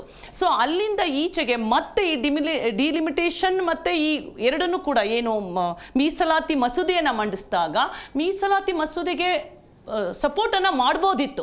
ಯಾಕೆ ಹೇಳಿದ್ರೆ ಇಲ್ಲಿ ಮಹಿಳೆಯರಿಗೆ ಮೀಸಲಾತಿ ಕೊಡಲೇಬೇಕು. ಸರ್ ಯಾಕೆ ನಾನು ಕೊಡಲೇಬೇಕು ಅಂತ ಹೇಳ್ತೀನಿ ಅಂತಂದ್ರೆ, ಎಷ್ಟು ದಿನ ಮಹಿಳೆ ಮೀಸಲಾತಿಯಿಂದ ವಂಚಿತಳಾಗ್ತಾಳೆ, ರಾಜಕೀಯದಿಂದ ವಂಚಿತಳಾಗಕ್ಕೆ ಸಾಧ್ಯ? ಅವಳಿಗೆ ಆ ಒಂದು ಸ್ಥಾನವನ್ನ ಯಾಕೆ ಕೊಡೋದಕ್ಕೆ ಒಂದು ಮೀನಾಮೇಷವನ್ನ ಏಳ್ಸೋದ್ರ ಜೊತೆಗೆ ಮಹಿಳೆಯನ್ನ ಎಲ್ಲೋ ಇನ್ನೂ ಒಂದು ಕಡೆ ನೀವು 2ನೇ ದರ್ಜೆಗೆ ನೂಕುವಂತ ಪ್ರವೃತ್ತಿಗೆ ಯಾಕೆ ಹೋಗ್ತೀರಿ? ಎಷ್ಟು % ಇದೆ ಸರ್? ನೀವು ಪಾಶ್ಚಾತ್ಯ ರಾಷ್ಟ್ರಗಳನ್ನು ತಗೊಳ್ಳಿ. 2019ರಲ್ಲಿ ಒಂದು ವರದಿಯನ್ನು ಹೇಳ್ತೀನಿ, ಅಂತರ ಸಮಿತಿಯ ಒಕ್ಕೂಟ ಒಂದು ವರದಿಯನ್ನು ಕೊಟ್ಟಿದೆ. ಈಗಿರುವಂತದ್ದು 543 ಕ್ಷೇತ್ರಗಳಲ್ಲಿ ಯಾಕೆ ಮೀಸಲಾತಿ ಇಲ್ಲ? ಅದಂದ್ರೆ ಈಗ ಜನಸಂಖ್ಯೆ ಆಧಾರದ ಮೇಲೆ ಕೊಡ್ತೀವಿ ಅಂತ ಹೇಳಿದ್ರೆ ಸಮಸ್ಯೆ ಇಲ್ಲ ಅಂತ ವಿಪಕ್ಷದವರು ಹೇಳ್ತಾರೆ. ಯಾಕೆ ಸುಮ್ಮನೆ ಇದ್ದೀರಿ? ಕೊಡ್ಬೇಕಾಗಿತ್ತಲ್ವಾ? ಹೌದು, ಈಗ ಬರೋ ಕಮಿಂಗ್ ಎಲೆಕ್ಷನ್ಸ್ ಅಲ್ಲಿ ಕೊಡ್ತೀವಿ. 2024ರಲ್ಲಿ ಇತ್ತು. ಆಮೇಲೆ ನಿಮ್ಮ ಸಂವಿಧಾನ ಪ್ರಕಾರ ಪ್ರತಿ ವರ್ಷ 10 ವರ್ಷಕ್ಕೆ ಒಂದ್ಸತಿ ಏನಾಗಬೇಕು, ಜನಗಣತಿ ಆಗಬೇಕು. 2011ರಿಂದ 2022 ಆಗಬೇಕಾಗಿತ್ತು. 23-24 ವರ್ಷ ಆಗಿದೆ ಜನಗಣತಿ. ಯಾಕೆ ಪ್ರಶ್ನೆ ಮಾಡಿಲ್ಲ? 11 ವರ್ಷದಿಂದ ಬಿಜೆಪಿ ಸರ್ಕಾರ ಇದೆ ಅಲ್ವಾ? ಇಷ್ಟು ದಿವಸದಲ್ಲಿ ಜನಗಣತಿ ಮಾಡಬೇಕಾಗಿತ್ತಲ್ವಾ? ಅದನ್ನ ನಾವು ಪ್ರಶ್ನೆ ಮಾಡಬೇಕಾಗಿದೆ. ಜನಗಣತಿ ಮಾಡಿಲ್ಲ, ನೀವು ಮಾಡಬೇಕಾಗಿತ್ತು. ಜನಗಣತಿಯನ್ನ ಮಾಡಿ ಏನು ಡಿಲಿಮಿಟೇಷನ್ ಮಾಡಿ ಅದರ ಆಧಾರಿತ ಮೇಲೆ ಮಹಿಳಾ ಮಾಡಬೇಕಾಗಿತ್ತು. ಇವಾಗ ಇನ್ನು ಜನಗಣತಿ 2027 ಇದೆ ಅಲ್ವಾ? ಅದು ಈಗ ನಡೀತಾ ಇದೆ. ಇಂಥ ಸಂದರ್ಭದಲ್ಲಿ ಯಾಕೆ ಮತ್ತೆ 2011ಕ್ಕೆ ಹೋಗ್ತಾ ಇದ್ದೀರಾ? 2027 ಮುಗಿಲಿ. ಯಾಕೆ ಈ ಸದ್ಯಕ್ಕೆ ಇಲೆಕ್ಷನ್ ಇಲ್ಲ. ಹೌದು, ಆದ್ರಿಂದ 2027 ಜನಗಣತಿ ಮುಗಿದ ಮೇಲೆ ಕೂತ್ಕೊಂಡು ಮಾತಾಡಿ. ಆಮೇಲೆ ನಾವು ದಕ್ಷಿಣ ಭಾರತದವರು ಯಾವುದೇ ಕಾರಣಕ್ಕೂ ಜನಗಣತಿಯ ಆಧಾರಿತವಾಗಿ ಒಪ್ಪುವುದಿಲ್ಲ. ಯಾಕೆ ಅಂತಂದ್ರೆ ನಾವು ಏನ್ ಮಾಡಿದ್ದೀವಿ, ಮಕ್ಕಳನ್ನ ಹೆರುವುದನ್ನ ರೆಸ್ಟ್ರಿಕ್ಟ್ ಮಾಡಿದ್ದೀವಿ. ಆಯ್ತಾ? ಅವರು ಜಾಸ್ತಿ ಮಾಡಿದ್ದಾರೆ, ಇದರಿಂದಾಗಿ ನಮ್ಗೆ ಅನ್ಯಾಯ ಆಗ್ತಾ ಇದೆ. ಆದ್ರಿಂದ ಯಾವುದೇ ಕಾರಣಕ್ಕೂ ಸಹಿತ ಮೀಸಲಾತಿ ಅನ್ನುವುದು ನಮಗೆ ಇದೇ ರೀತಿಯ ಮಾಡ್ಕೊಂಡು ಹೋದಂತ ಮಂಡಳಿ. ಈಗ ನೋಡಿ 1996ರಲ್ಲೂ ಕೂಡ ಇದೇ ಇತ್ತು. ಎಷ್ಟು ಸರಿ ಮಂಡನೆಯನ್ನ ಮಾಡಿದ್ರು, ಇಚ್ಛಾಶಕ್ತಿಯ ಕೊರತೆ ಅನ್ನೋದನ್ನೇ ಕೂಡ ಕಾಣಿಸ್ತಾ ಇದೆ. ನೀವು 1996ರಲ್ಲಿ ಪ್ರಥಮ ಬಾರಿಗೆ ಮೀಸಲಾತಿ ಮಸೂದೆಯನ್ನ ಮಂಡಿಸಿದಾಗ ಅದು ಲೋಕಸಭೆಯಲ್ಲಿ ಆಗಲಿಲ್ಲ. ಅದನ್ನ ಗೀತಾ ಮುಖರ್ಜಿ ಅವರ ಕಮಿಟಿಗೆ ಕೊಡ್ತಾರೆ. ಕಮಿಟಿ ಅದು ವರದಿಯನ್ನು ಕೊಡೋ ಅಷ್ಟೊತ್ತಿಗೆ ಲೋಕಸಭೆ ಡಿಸಾಲ್ವ್ ಆಗುತ್ತೆ. ನಂತರ ಏನು 1999, 98, 2002 ಇದೆಲ್ಲೂ ಕೂಡ ಮಂಡನೆ ಮಾಡ್ತಾರೆ. ಆಗ್ಲೂ ಕೂಡ ಮೀಸಲಾತಿ ಮಸೂದೆ ಬಹುಮತ ಇಲ್ಲದೇ ಅಂಗೀಕಾರ ಆಗೋದಿಲ್ಲ. 2010ರಲ್ಲಿ UPA ಗೌರ್ಮೆಂಟ್ ಇದ್ದಾಗ ರಾಜ್ಯಸಭೆಯಲ್ಲಿ ಅಂಗೀಕಾರ ಆಗುತ್ತೆ. ಲೋಕಸಭೆಗೆ ಬಂದಂತ ಸಂದರ್ಭದಲ್ಲಿ ಲೋಕಸಭೆ ವಿಸರ್ಜನೆ ಆಗುತ್ತೆ. ಯಾಕೆ ನಿಮ್ಗೆ ಅಷ್ಟು ದಿನ ಬೇಕಾ ಮಹಿಳೆಗೆ ಮೀಸಲಾತಿ ಕೊಡೋದಕ್ಕೆ? ಮಹಿಳೆಗೆ ಯಾಕೆ ಮೀಸಲಾತಿ? 2023ರಲ್ಲಿ 2 ಕಡೆ ಅಪ್ರೂವಲ್ ಆಗಿದೆ, ಈಗ ಕೊಡಬೇಕು. ಯಾಕೆ ಇಂಪ್ಲಿಮೆಂಟ್ ಆಗಿಲ್ಲ? ನಮ್ಮ ಪ್ರಶ್ನೆ ಒಂದೇ ಮೇಡಮ್. 2023ರಲ್ಲಿ 2 ಸದನದಲ್ಲಿ ಆಗಿದೆ. ಆಯ್ತಾ? ರಾಷ್ಟ್ರಪತಿ ಅವರು ಸಿಕ್ಕಾಬಿದ್ದಿದೆ. ಆದ್ರೆ ಇಲ್ಲಿವರೆಗೂ ಯಾಕೆ ಇಂಪ್ಲಿಮೆಂಟ್ ಮಾಡಿಲ್ಲ? ತಕ್ಷಣ ರಾಷ್ಟ್ರಪತಿಯ ಬೇರೆ ಯಾವುದೇ ಕಾನೂನುಗಳಾಗ್ಲಿ ರಾಷ್ಟ್ರಪತಿಯ ಅಂಕಿತ ತಕ್ಷಣ ಜಾರಿಗೆ ಬರುತ್ತೆ. ಇದನ್ನು ಕೂಡ ಅದು ಬರ್ಬೇಕಿತ್ತು. ಕಾನೂನಾತ್ಮಕವಾಗಿ ನೋಡ್ಬೇಕು. ಯಾಕೆ ಬಂದಿಲ್ಲ ಅನ್ನೋದು ನನ್ನ ಪ್ರಶ್ನೆ. ನಿಮ್ಮ ಪ್ರಶ್ನೆ ಅದು ಮೋಸ್ಟ್ಲಿ ಡಿಲಿಮಿಟೇಷನ್ ಮಾಡಿ ಇದನ್ನ ನಾವು ಇಂಪ್ಲಿಮೆಂಟ್ ಮಾಡಬೇಕು. ಯಾಕೆ ಅಂತ ಹೇಳಿದ್ರೆ ಅದು ತಪ್ಪು. ಅದನ್ನೇ ತಪ್ಪು ಮಾಡಿದ್ದು 2023ರಿಂದ ಡಿಲಿಮಿಟೇಷನ್ ಇದೆಯಲ್ಲ, ಅದನ್ನ ಎಲೆಕ್ಷನ್ ಇದು ಜನಗಣತಿ ಆಗ್ತಾ ಇದೆ. ಎರಡಕ್ಕೂ ಯಾಕೆ ಲಿಂಕ್ ಮಾಡ್ತೀರಿ ನೀವು? 11ರಲ್ಲಿ 543 ಸೀಟ್ ಇದಾವಲ್ವಾ, 33% ಡೈರೆಕ್ಟ್ ಆಗಿ ಕೊಡಿ ನೀವು. ಆ ನಂತರ ಯೋಚನೆ ಮಾಡಿದ್ರಾಯ್ತು. ಅದನ್ನು ಬಿಟ್ಟು ನೀವು ಎರಡಕ್ಕೂ ಲಿಂಕ್ ಮಾಡಿದ್ರೆ ಒಂದು ಈ ಕಡೆ ಮಹಿಳೆಯರಿಗೆ ಅನ್ಯಾಯ ಮಾಡ್ತೀರಿ, ಇನ್ನೊಂದು ಪ್ರಾದೇಶಿಕವಾಗಿ ನಮಗೆ ರಾಜ್ಯಗಳಿಗೆ ಅನ್ಯಾಯ ಮಾಡ್ತಾ ಇದ್ದೀರಿ. ಮತ್ತು ನೀವೇನ್ ಮಾಡ್ತಾ ಇದ್ದೀರಿ, ಉತ್ತರ ಭಾರತದವರು ಹೆಚ್ಚು ಸಂಖ್ಯೆಯನ್ನ ತೆಗೆದುಕೊಂಡು ಯಾವತ್ತೂ ಸಹಿತ ಪರ್ಮನೆಂಟ್ ಆಗಿ ನೀವೇ ಕೂತ್ಕೋಬೇಕು ಪ್ರಯತ್ನ ಮಾಡ್ತಾ ಇದ್ದೀರಾ. ಅಲ್ಲ, ನಾವು ಇದು ಚರ್ಚೆಗಳನ್ನ ಮಾಡದೇನೆ ಉತ್ತರ ಭಾರತದವರಿಗೆ ಒಳಿತಾಗುತ್ತೆ, ದಕ್ಷಿಣ ಭಾರತದವರಿಗೆ ಅನ್ಯಾಯ ಆಗುತ್ತೆ ಅನ್ನೋದನ್ನ ನಾವು ಸಡನ್ ಆಗಿ ತೆಗೆದುಕೊಳ್ಳಕ್ ಆಗೋದಿಲ್ಲ. ಚರ್ಚೆಗೆ ಬಿಟ್ಟಿಲ್ವಲ್ಲ ಮೇಡಮ್, ಸಾರ್ವಜನಿಕ ಚರ್ಚೆಗೆ ಬಿಟ್ಟಿಲ್ಲ. ಮಾಡಬೇಕು, ಚರ್ಚೆಗಳನ್ನ ಮಾಡಿ ನಂತರ ಸಂಸತ್ತಿನಲ್ಲಿ ಚರ್ಚೆಗೆ ಬಿಟ್ಟಿಲ್ಲ. ಅಂದ್ರೆ ದಿಢೀರಾಗಿ ಇದನ್ನ ಸರ್, ಅಧಿವೇಶನವನ್ನು ನಾನು ನಿಮ್ಗೆ ಹೇಳ್ತೀನಿ, ಎಷ್ಟರ ಮಟ್ಟಿಗೆ ಹಿಂದಿನ ಕಾಲಘಟ್ಟವನ್ನು ತೆಗೆದುಕೊಳ್ಳಿ, ಈಗಿನ ಕಾಲಘಟ್ಟದಲ್ಲಿ ಸಂಸತ್ತಾಗಲಿ ರಾಜ್ಯಸಭೆಗಳಲ್ಲಾಗಲಿ ಎಷ್ಟು ಇಚ್ಛಾಶಕ್ತಿಯಿಂದ ಚರ್ಚೆಗಳಲ್ಲಿ ಭಾಗಿಸ್ತಾರೆ ಅನ್ನೋದನ್ನ ತಾವು ಅಬ್ಸರ್ವ್ ಮಾಡಿರ್ಬೋದು. ಎಲ್ಲಿ ಯಾವುದು ಒಳ್ಳೆಯ ವಿಷಯಗಳ ಚರ್ಚೆ ಆಗುತ್ತಾ, ಬರೀ ಗಲಾಟೆಗಳಾಗುತ್ತೆ. ಒಂದು ಎಲ್ಲ ಅಂತಂದ್ರೆ ಯಾವುದೋ ಒಂದು ಬಿಲ್ ಪಾಸ್ ಆಗಬೇಕಾದ್ರೆ ಅದು ಕರೆಕ್ಟಾಗಿ ಚರ್ಚೆಗಳನ್ನು ಆಗೇ ಬಿಲ್ ಪಾಸ್ ಆಗಬೇಕು. ಸೊ ನೀವು ಹಿಂದಿನಲ್ಲಿ ಯಾವಾಗ ರಾಜಕೀಯ ತಜ್ಞರುಗಳಿದ್ರು, ಅಂದ್ರೆ ರಾಜಕೀಯದಲ್ಲಿ ಭಾಗವಹಿಸಿದ್ರು, ರಾಜಕಾರಣಿಗಳಿದ್ರು, ಅವರಲ್ಲಿ ಒಂದು ರೀತಿಯ ಒಂದು ಪ್ರಬುದ್ಧತೆಯನ್ನು ನಾವು ಕಾಣ್ತಾ ಇದ್ವಿ. ಈಗ ನೀವು ಅಲ್ಲಿ ಪ್ರಬುದ್ಧತೆಯನ್ನು ಕಾಣೋದಕ್ಕೆ ಎಲ್ಲಿ ಸಾಧ್ಯ ಇದೆ ಸರ್? ಯಾಕೆ ಅಲ್ಲಿ ಎಲ್ಲೋ ಒಂದು ಕಡೆ ನಾವು ಟಿಕೆಟ್ ಕೊಡೋದನ್ನು ಕೂಡ ಯಾವುದೋ ಆಮಿಷಗಳಿಗೆ ಒಳಗಾಗೋ, ಅಥವಾ ಎಜುಕೇಟೆಡ್ಗಳು ಎಷ್ಟು ಜನ ಇದ್ದಾರೆ ಹೇಳಿ, ಎಜುಕೇಟೆಡ್ಗಳನ್ನ ಹಿಂದಕ್ಕೆ ತಳ್ಳಿ ನೀವು ಎಲ್ಲರಿಗೂ ಕೂಡ ಬೇರೆಯವರಿಗೆ ಹಣಬಲ ತೋಳ್ಬಲ ಇರೋರಿಗೆ ಟಿಕೆಟ್ ಕೊಟ್ಟಾಗ ಎಂಥ ವ್ಯವಸ್ಥೆಯನ್ನು ನೀವು ನಿರ್ಮಾಣ ಮಾಡೋದಕ್ಕೆ ಸಾಧ್ಯ? ದಿವ್ಯಶ್ರೀ ಮೇಡಮ್ ಅವರೇ, ರಾಜಕೀಯ ಪ್ರಾತಿನಿಧ್ಯ ಬೇಕಾ ಅಥವಾ ಮಹಿಳಾ ಮೀಸಲಾತಿ ಬೇಕಾ? ಮಹಿಳೆಯರಿಗೆ ಸೇಫ್ಟಿ ಏನು ಇನ್ನೂ ಇಂಟ್ರೊಡ್ಯೂಸ್ ಆಗಲಿಲ್ಲ. ಲೈಕ್ ಅವ್ರು ಎಷ್ಟು ಸೇಫ್ ಇದ್ದಾರೆ. ಇವಾಗ ಪುರುಷರು ನೈಟ್ ಹೊತ್ತು ಆಚೆ ಹೋದ್ರೇನು ಅವ್ರಿಗೇನು ಕೇಳಲ್ಲ. ಬಟ್ ಮಹಿಳೆಯರು ಮನೆಯಿಂದ ಆಚೆ ಹೋದ್ರು ಎಷ್ಟು ಕ್ವೆಶನ್ಸ್ ಬರುತ್ತೆ. ಸೇಫ್ಟಿ ಇರ್ಬೋದು, ಬಟ್ ಸ್ಟಿಲ್ ಎಷ್ಟು ರೇಪ್ ಕೇಸಸ್ ಆಗ್ತಿದೆ, ಆಫೀಸಲ್ಲಿ ಹರಾಸ್ಮೆಂಟ್ಸ್ ಆಗ್ತಿದೆ. ಸೊ ಅವ್ರಿಗಿನ್ನೂ ಪ್ರಾಪರ್ ಸೇಫ್ಟಿನೇ ಇಲ್ಲ. ಸೊ ಇದು ದೂರದ ಮಾತು ಅಂತ ನನಗೆ ಅನಿಸ್ತಿದೆ. ಏನು ಮಾಡಬೇಕು ಹಾಗಾದರೆ? ಸೊ ಫಸ್ಟ್ ಅವರಿಗೆ ಜನ ರೆಸ್ಪೆಕ್ಟ್ ಕೊಡಬೇಕು. ಲೈಕ್ ಅವ್ರಿಗೂ ಕೆಪಾಬಿಲಿಟಿ ಇದೆ ಆಚೆ ಹೋಗಿ ದುಡಿಯೋಕ್ಕೆ, ಫ್ರೀ ಆಗಿರೋಕ್ಕೆ. ಇವಾಗ ಗಾಂಧೀಜಿನೇ ಹೇಳಿದರು, ಫ್ರೀಡಮ್ ಯಾವಾಗ ಅಂದರೆ ಹೆಣ್ಮಕ್ಳು ಯಾವಾಗ ಮಿಡ್ನೈಟಲ್ಲಿ ಭಯ ಇಲ್ಲದೆ ಓಡಾಡ್ತಾರೋ ಆವಾಗ ರಿಯಲ್ ಫ್ರೀಡಮ್. ಜನವರಿ 1ಕ್ಕೆ ಮಾತ್ರ ಸಾಧ್ಯ ಅದು. ಹೌದು. ನಿಮಗೆ ಯಾವಾಗ ರಾಜಕೀಯ ಶಕ್ತಿ ಬರುತ್ತಲ್ಲ ಮಹಿಳೆಯರಿಗೆ, ಆವಾಗ ನಿಮ್ಗೆ ಸೇಫ್ಟಿ ಬೇಕು ಅಂತ ನೀವು ಕತ್ತಿಡಿ ಕೇಳ್ಬೋದಾಗುತ್ತೆ. ಇವಾಗ ರಾಜಕೀಯ ಶಕ್ತಿ ನಿಮಗಿಲ್ಲ, ಆಯ್ತಾ? ನಿಮ್ಮ ಧ್ವನಿ ಬೇಕು. ಅಲ್ಲಲ್ಲ, ಅಲ್ಲಿ ಧ್ವನಿ ಬೇಕಾಗಿದೆ. ಅಲ್ಲಿ ಧ್ವನಿ ಬೇಕು ಅಂತಂದ್ರೆ ನಿಮ್ಮ ಸಂಸತ್ನಲ್ಲಿ ಇರಬೇಕು. ಸಂಸತ್ನಲ್ಲಿ ಪಾರ್ಟಿಸಿಪೇಟ್ ಎಲ್ಲರೂ ಯಾವ ಪಕ್ಷದವರು ಸಹಿತ ಮಹಿಳೆಯರಿಗೆ ಸೀಟ್ ಕೊಡ್ತೀವಿ ಬನ್ನಿ ಬನ್ನಿ ಅಂತ ಕರೆಯೋದಿಲ್ಲ. ಅಲ್ಲಿ ಗೆಲುವು ಒಂದೇ ಮುಖ್ಯ ಆಗುತ್ತೆ, ರಾಜಕಾರಣ ಮುಖ್ಯ ಆಗುತ್ತೆ.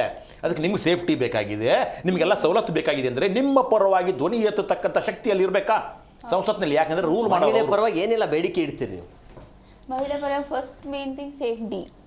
ಮತ್ತು ಇವಾಗ ಆಫೀಸಲ್ಲಿ ಎಷ್ಟು ಹರಾಸ್ಮೆಂಟ್ಸ್ ಆಗ್ತಿದೆ, ಬಟ್ ವಾಯ್ಸ್ ರೈಸ್ ಔಟ್ ಆದರೆ ಟರ್ಮಿನೇಟ್, ಫೈರ್, ಈ ಥರ. ಮತ್ತು ಇಂಡಸ್ಟ್ರೀಸಲ್ಲೂ ನೋಡ್ತಿದ್ದೀರಾ, ಯಾರೋ ಒಬ್ಬರು ಬಂದು ಕೇಸ್ ಹಾಕಿರ್ತಾರೆ, ಈ ಥರ ಆಯಿತು ಅಂದರೆ ನೆಕ್ಸ್ಟ್ ಡೇನೇ ಅವ್ರ ಸ್ಟೇಟ್ಮೆಂಟೇ ಚೇಂಜ್ ಮಾಡಿಬಿಡ್ತಾರೆ. ಸೊ ಹೆದರಿಕೆ, ಭಯ, ಇಲ್ಲ ಏನೇ ಆದರೂ ಹೆಣ್ಮಕ್ಳ ಮೇಲೆ ಬ್ಲೇಮ್ ಮಾಡ್ತಾರೆ, ಇವ್ರದೇ ತಪ್ಪು. ಸೊ ಇದೆಲ್ಲ ಖಾಸಗಿ ಕಂಪ್ನಿಗಳಲ್ಲೂ ಕೂಡ ಮೀಸಲಾತಿ ಇದೆಯಾ? ಇಲ್ಲ, ಖಾಸಗಿ ಕಂಪನಿಗಳಲ್ಲಿ ಕೊಡಬೇಕು. ಅದು ಕೂಡ ಬೇಡಿಕೆ ಇದೆ. ಹೌದು. ಎಸ್. ವರೇಕೆ ಮೇಡಮ್ ಅವರೇ, ಈಗ ವಿರೋಧ ಪಕ್ಷದವರು ಕೊಡ್ತಾ ಇರುವಂಥ ಕಾರಣಗಳು ನಿಮಗೆ ಸಮಂಜಸ ಅಂತ ಅನ್ಸುತ್ತಾ? ವಿರೋಧಿ ನಾಟ್ ಕಂಪ್ಲೀಟ್ಲಿ, ಬಟ್ ಎಸ್, ಒಂದು ಮಟ್ಟಕ್ಕೆ ಡೆಫಿನೆಟ್ಲಿ ಎಸ್. ಯಾಕಂದ್ರೆ ದ ವಿರೋಧ ಪಕ್ಷ is trying to secure the benefit of the south Indian states ಅಲ್ವಾ?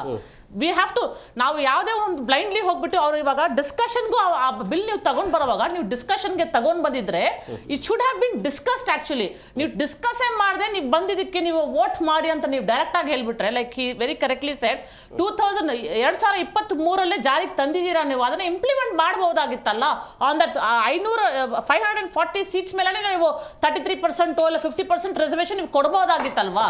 ಸೊ ನೀವು ಅದಕ್ಕೆ ವೇಟ್ ಮಾಡಿಕೊಂಡು ಡ್ಯೂರಿಂಗ್ ಎಲೆಕ್ಷನ್ ಟೈಮ್ಸ್, ತಮಿಳ್ನಾಡಲ್ಲಿ ಎಲೆಕ್ಷನ್ಸ್ ಆಗ್ತಿದೆ, ವೆಸ್ಟ್ ಬೆಂಗಾಲ್ ಎಲೆಕ್ಷನ್ಸ್ ಆಗ್ತಿದೆ, ನಾವು ಏನು ಮಾಡಬೇಕು, just to play a trick. ನಾವು ಇವಾಗ how to get the women votes. How do we get the women votes, especially in Tamil Nadu and West Bengal, because we don't have the BJP ruling there. BJP ruling illa alli, we have the independent parties there. So illi ನಾವು ತಗೊಂಡು ಬರ್ಬೇಕು. DMK ಗೂ TMC ಗೆ ಹೆಂಗ್ ಸೋಲ್ಸೋದು ಅಂದ್ರೆ ನಾವು ಈ game ಬಂದು ತಗೊಂಡು ಬಂದು ಹಾಕಿದ್ರೆ ಬೆಂಕಿ ಹಾಕೋದು ಈ ಥರ, ಓ ವಿಲ್ ಡೂ ದಿಸ್. ಇದನ್ನ ಮಾಡಿದ್ರೆ ಎಷ್ಟು women are coming in support of us. So that is why ಅವ್ರು ಕೇಳ್ತಿದ್ದಾರೆ, ದ ಆಪೋಸಿಷನ್ ನಿಮಗೆ ಅರ್ಜೆನ್ಸಿ ಏನಿದೆ, this topic can be discussed, it can be brought to communicate ಮಾಡ್ಬೋದು, ನಮ್ದು ಏನು ಪ್ರಾಬ್ಲಮ್ಸ್ ಇದೆ, we can sort it out. And that is why you have a parliament, right? The opposition, the ruling party is saying something, the opposition will come and say whether we agree with this, we disagree with this, ಅದನ್ನು ಹೆಂಗೆ change ಮಾಡಬೇಕು. But you are not saying that ನೀವು ಇವತ್ತೇ ಮಾಡಬೇಕು, ಜಾರಿಗೆ ತಗೊಂಡು ಬರಬೇಕು ಅಂತ you are saying this. That is why they against it, because somewhere hidden, ನಾನು ಹೇಳ್ದಂಗೆ somewhere hidden the southern states are going to lose out on this. As it is ನಮ್ಮ ಸದರ್ನ್ ಸ್ಟೇಟ್ MPs ಇದಕ್ಕೆ yes ಅಂತ ಹೆಂಗ್ ಕೊಟ್ಟರು ಅಂತ ನನಗೆ ಅರ್ಥ ಆಗ್ತಿಲ್ಲ. Why did they say S to this? Even if it is NDA government, even if they are a part of the NDA government, how do they even say yes to this? Because ಹೆಂಗೋ ನೀವು ತಗೊಂಡು ಬಂದು women ಮೀಸಲಾತಿ ಅಂತ ತಗೊಂಡು ಬಂದು ಹಿಂದೆಯಿಂದ ನೀವು ನಮಗೆ ನಮ್ಮ ಬೆನಿಫಿಟ್ಸ್ ಅಂತ ನೀವು ತಗೊಂಡು ಹೋಗ್ತಿದ್ದೀರಾ. ಸೊ ಯು ಶುಡ್ ಬಿ ವಾದ ಮಾಡಬೇಕಲ್ವಾ ನೀವು ಇದ್ರ ಬಗ್ಗೆ. ಸೊ ನೀವು ಬಂದು ನಮ್ಮ ಬೆನಿಫಿಟ್ಸ್ ನಮ್ಗೆ ಏನು ಬರಬೇಕು ಅದನ್ನ ಟ್ಯಾಕ್ಸೇ ನೀವು ನೋಡಿ. We are paying the highest taxes year, but what are we getting in return from them? We not getting anything in return as much as the north Indian states are getting. So ಇದು ವಾದ ನಡೀತಾನೇ ಇದೆ. So if the opposition the India ಒಗ್ಗಟ್ಟು, if it is saying no, so if you see India Ogatu is who, all this independent parties and Congress and all together, if they're saying no because you've been treating them like that, ಹೇಳ್ದೆ ಅಲ್ವಾ, trust ನ ಕೊರತೆ ಇದೆ. They don't trust you as a prime. If you are a prime minister of the country, then you should be doing equally. North ಇಂದ ಹಿಡಿದು south ತನಕ, east and everything should be contributed equally. So simple, ಇವಾಗ ನೀವು ಮೀಸಲಾತಿ ಮಾಡ್ತಿದ್ದೀರಾ ಅಂತ ಹೇಳ್ತಿದ್ರಾ, performance basis ಅಲ್ಲಿ ಯಾಕೆ ನೀವು ಮಾಡ್ತಿಲ್ಲ? ಮೀಸಲಾತಿ ಪರ್ಫಾರ್ಮೆನ್ಸ್ ಬೇಸಿಸ್ ಅಲ್ಲಿ ಮಾಡಿ. ಇಲ್ಲ ಇವಾಗ ಏನೂ ಕೆಟ್ಟೋಗಿಲ್ಲ, ಇವ್ರು ಹೇಳಿದ ತರ nothing is, you not still lost the battle. ಆ 540 ಸೀಟ್ ಮೇಲೆ ನೀವು ಮೀಸಲಾತಿ ಜಾರಿ ಮಾಡಿ, ಅದ್ರ ಮೇಲೆ ಜಾರಿ ಮಾಡಿ, ಇಂಪ್ಲಿಮೆಂಟ್ ಮಾಡಿ ಇಮಿಡಿಯೇಟ್ಲಿ ಹೋಗಿ ನೀವು ನೋ ಅಂತ ಹೇಳ್ಬಿಟ್ಟಿದ್ದೀರಾ. ಸೊ ಅದು ಪಾಸ್ ಮಾಡಕ್ ಆಗ್ತಿಲ್ಲ. ಸೊ ಇರೋ ಎಷ್ಟು ಸೀಟ್ಸ್ ಇದೆ ನಮ್ಮ ಹತ್ರ, 540 ಸೀಟ್ಸ್ ಇದೆಯಾ, ಅದರಲ್ಲಿ ನಾವು ಮೀಸಲಾತಿ ಜಾರಿ ಮಾಡ್ತೀವಿ. ಹೋಗಿ ಜಾರಿ ಮಾಡಿ. ಒಪ್ಕೊಳ್ತಾನೆ ಇಲ್ಲ ನೋಡಿ ನೀವು ಇವಾಗ, ವಿರೋಧ ಪಕ್ಷನ ಒಪ್ಕೊಳ್ತಾರೆ, ಇದಕ್ಕೆ ಜಾರಿ ಮಾಡಿ ನೀವು. ಇಂಟೆನ್ಷನ್ ಇಸ್, ಯಾರು ಒಪ್ಕೊಳ್ಳಲ್ಲ. ಪಕ್ಷದಲ್ಲಿ ಇರ್ತಕ್ಕಂಥ ಎಂಪಿಗಳೇ ವಿರೋಧಿಸ್ತಾರೆ. ಯಾಕಂದ್ರೆ ನಮ್ಮ ಸೀಟಿಗೆ ಕೊರತೆ ಆಗತ್ತಲ್ಲ, ಪಕ್ಷಾತೀತವಾಗಿ ವಿರೋಧ ಬಂದ್ಬಿಡುತ್ತೆ. ಸ್ಟೇಟ್ಮೆಂಟ್ ಅದೇ, ಈಗ 543ರಲ್ಲಿ 33ರಷ್ಟು ಮಹಿಳೆ ಕೊಟ್ಬಿಟ್ರೆ ನಮಗೇನು ಉಳಿಯುತ್ತೆ ಅಲ್ವಾ? ಅದಕ್ಕೆ ನಮಗೂ ನಮ್ಮದು ಬುಡ ಅಲ್ಲಾಡುತ್ತಲ್ವಾ? ಅದಕ್ಕೆ ಅವರು 850ಕ್ಕೆ ಜಂಪ್ ಮಾಡಬೇಕು. ಅವ್ರ MP ಸೇಫ್ ಆಗಿರ್ಬೇಕು, ಅವ್ರ MP ಸೀಟ್ ಎಲ್ಲ ಹೋಗ್ಬಾರ್ದು, ಅವ್ರ ಸಪೋರ್ಟ್ ಯಾರು ಮಾಡ್ತಿದಾರೋ ಅವರೆಲ್ಲ ಇರಬೇಕು. ಸೊ ಆಡ್ ಆನ್ ನಾವು ತಗೊಂಡ್ ಬರ್ಬೇಕು ಆಚೆಯಿಂದ. 450 400 ಪಾರ್ ಅಂತ ಹೇಳ್ತಾರಲ್ಲ, ಆ ತರ 400 ಪಾರ್ ಆಗ್ಬೇಕು ಈ ಸತಿ. They are not very confident about winning the upcoming elections. So ಅದಕ್ಕೆ ಈ ಗಿಮಿಕ್ ನಡೀತಿದೆ. ಶಶಿಕಾಂತ್ ಸರ್, ಈಗ ಈ 543ರಿಂದ 850ಕ್ಕೆ ಜಂಪ್ ಆಗೋದು, ಇದರಿಂದ ಉತ್ತರ ಭಾರತಕ್ಕೆ ಲಾಭ ಆಗುತ್ತೆ, ಬಟ್ ದಕ್ಷಿಣ ಭಾರತಕ್ಕೆ ಹಿನ್ನಡೆ ನಷ್ಟ ಆಗುತ್ತೆ ಅನ್ನೋದು ಹೇಗೆ ವಿಶ್ಲೇಷಣೆ ಮಾಡ್ತೀವಿ? ಇಲ್ಲೇನಾಯಿತು ಅಂದರೆ ನಿನ್ನೆ ಭಾಳ ಒಂದು ರೀತಿಯಾದಂಥ ಭಾವನಾತ್ಮಕವಾಗಿ ಗೃಹ ಮಂತ್ರಿಗಳಂತ ಅಮಿತ್ ಶಾ ಅವರು ಉತ್ತರ ಕೊಡ್ತಾರೆ. ನಿನ್ನೆ ಏನು ಉತ್ತರ ಕೊಡ್ತಾರೆ ಅಂತಂದರೆ, ಈ ರೀತಿಯಾದಂಥ ಯಾವ ಅನ್ಯಾಯ ಆಗೋದಿಲ್ಲ, ನಾವು ಜನಸಂಖ್ಯೆ ಆಧಾರಿತವಲ್ಲ, ಈಗಿರ್ತಕ್ಕಂಥ ಸೀಟ್ಗಳಿದಾವಲ್ಲ 50% ಎಲ್ಲದಕ್ಕೂ ಹಂಚಿಬಿಡ್ತೀವಿ, 50% ಎಕ್ಸ್ಟ್ರಾ ಮಾಡಿಬಿಡ್ತೀವಿ. ಅಂದ್ರೆ ರಾಜ್ಯಗಳಿಗೆ ಈಗ ಎಷ್ಟಿದೆ, 28 ಕರ್ನಾಟಕ ಇತ್ತು ಅಂದರೆ 50% 28ಗೆ ಮಾಡಿಬಿಟ್ಟು ರೌಂಡ್ ಅಪ್ ಮಾಡಿಬಿಟ್ಟು ಒಂದು 42 ಸೀಟ್ ಮಾಡಿಬಿಡ್ತೀವಿ. ಆದ್ದರಿಂದ ಪರ್ಸೆಂಟೇಜಲ್ಲಿ ಎಲ್ಲ ಅದೇ ಥರ ಇರುತ್ತೆ. ಇದೇ ವಾಕ್ಯ ಅವ್ರು ಏನು ಹೇಳಿದಾರಲ್ಲ, ಅದು ಅವರು ಕರಡು ಪ್ರತಿಯಲ್ಲಿಲ್ಲ, ಅದು ಸಂವಿಧಾನ ವಿರುದ್ಧವಾದಂಥದ್ದು. ಸಂವಿಧಾನದಲ್ಲಿ ಈ ರೀತಿಯಾದಂಥ ಪರ್ಸೆಂಟೇಜ್ ಬೇಸ್ ಮೇಲೆ ಹಂಚಿಕೆ ಮಾಡತಕ್ಕಂಥದ್ದು ವ್ಯವಸ್ಥೆ ಇಲ್ಲ. ಆದ್ದರಿಂದ ನಿನ್ನೆ ಹಸಿಯಾದಂಥ ಸುಳ್ಳನ್ನು ಹೇಳಿ ಅಲ್ಲಿರ್ತಕ್ಕಂಥವ್ರು ಹೇಗೋ ಮಿಸ್ಫರೈಸ್ ಮಾಡಿಬಿಟ್ಟು ಈ ಬಿಲ್ಗಳಿಗೆ ಪಾಸ್ ಹೋಗಬೇಕು ಅಂತ ಪ್ರಯತ್ನ ಮಾಡಿದ್ರು, ಅದು ಆಗಲಿಲ್ಲ.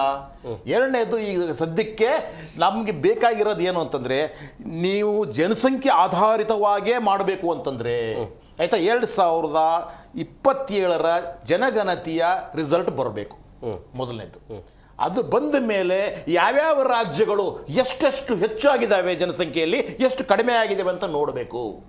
ಆಮೇಲೆ ಈ ರೀತಿಯಾದಂಥ ಜನಸಂಖ್ಯೆ ಆಧಾರಿತವಾಗಿಯೇ ನೀವು ಹಂಚಿಕೆ ಮಾಡುವುದಾದರೆ ಯಾವ ರಾಜ್ಯ ಹೆಚ್ಚು ಫಲಾನುಭವಿಯಾಗುತ್ತೆ, ಯಾವ ರಾಜ್ಯಕ್ಕೆ ಇದರಿಂದ ನಷ್ಟ ಆಗುತ್ತೆ ಅಂತ ತುಲನಾತ್ಮಕವಾಗಿ ಮಾಡಬೇಕು.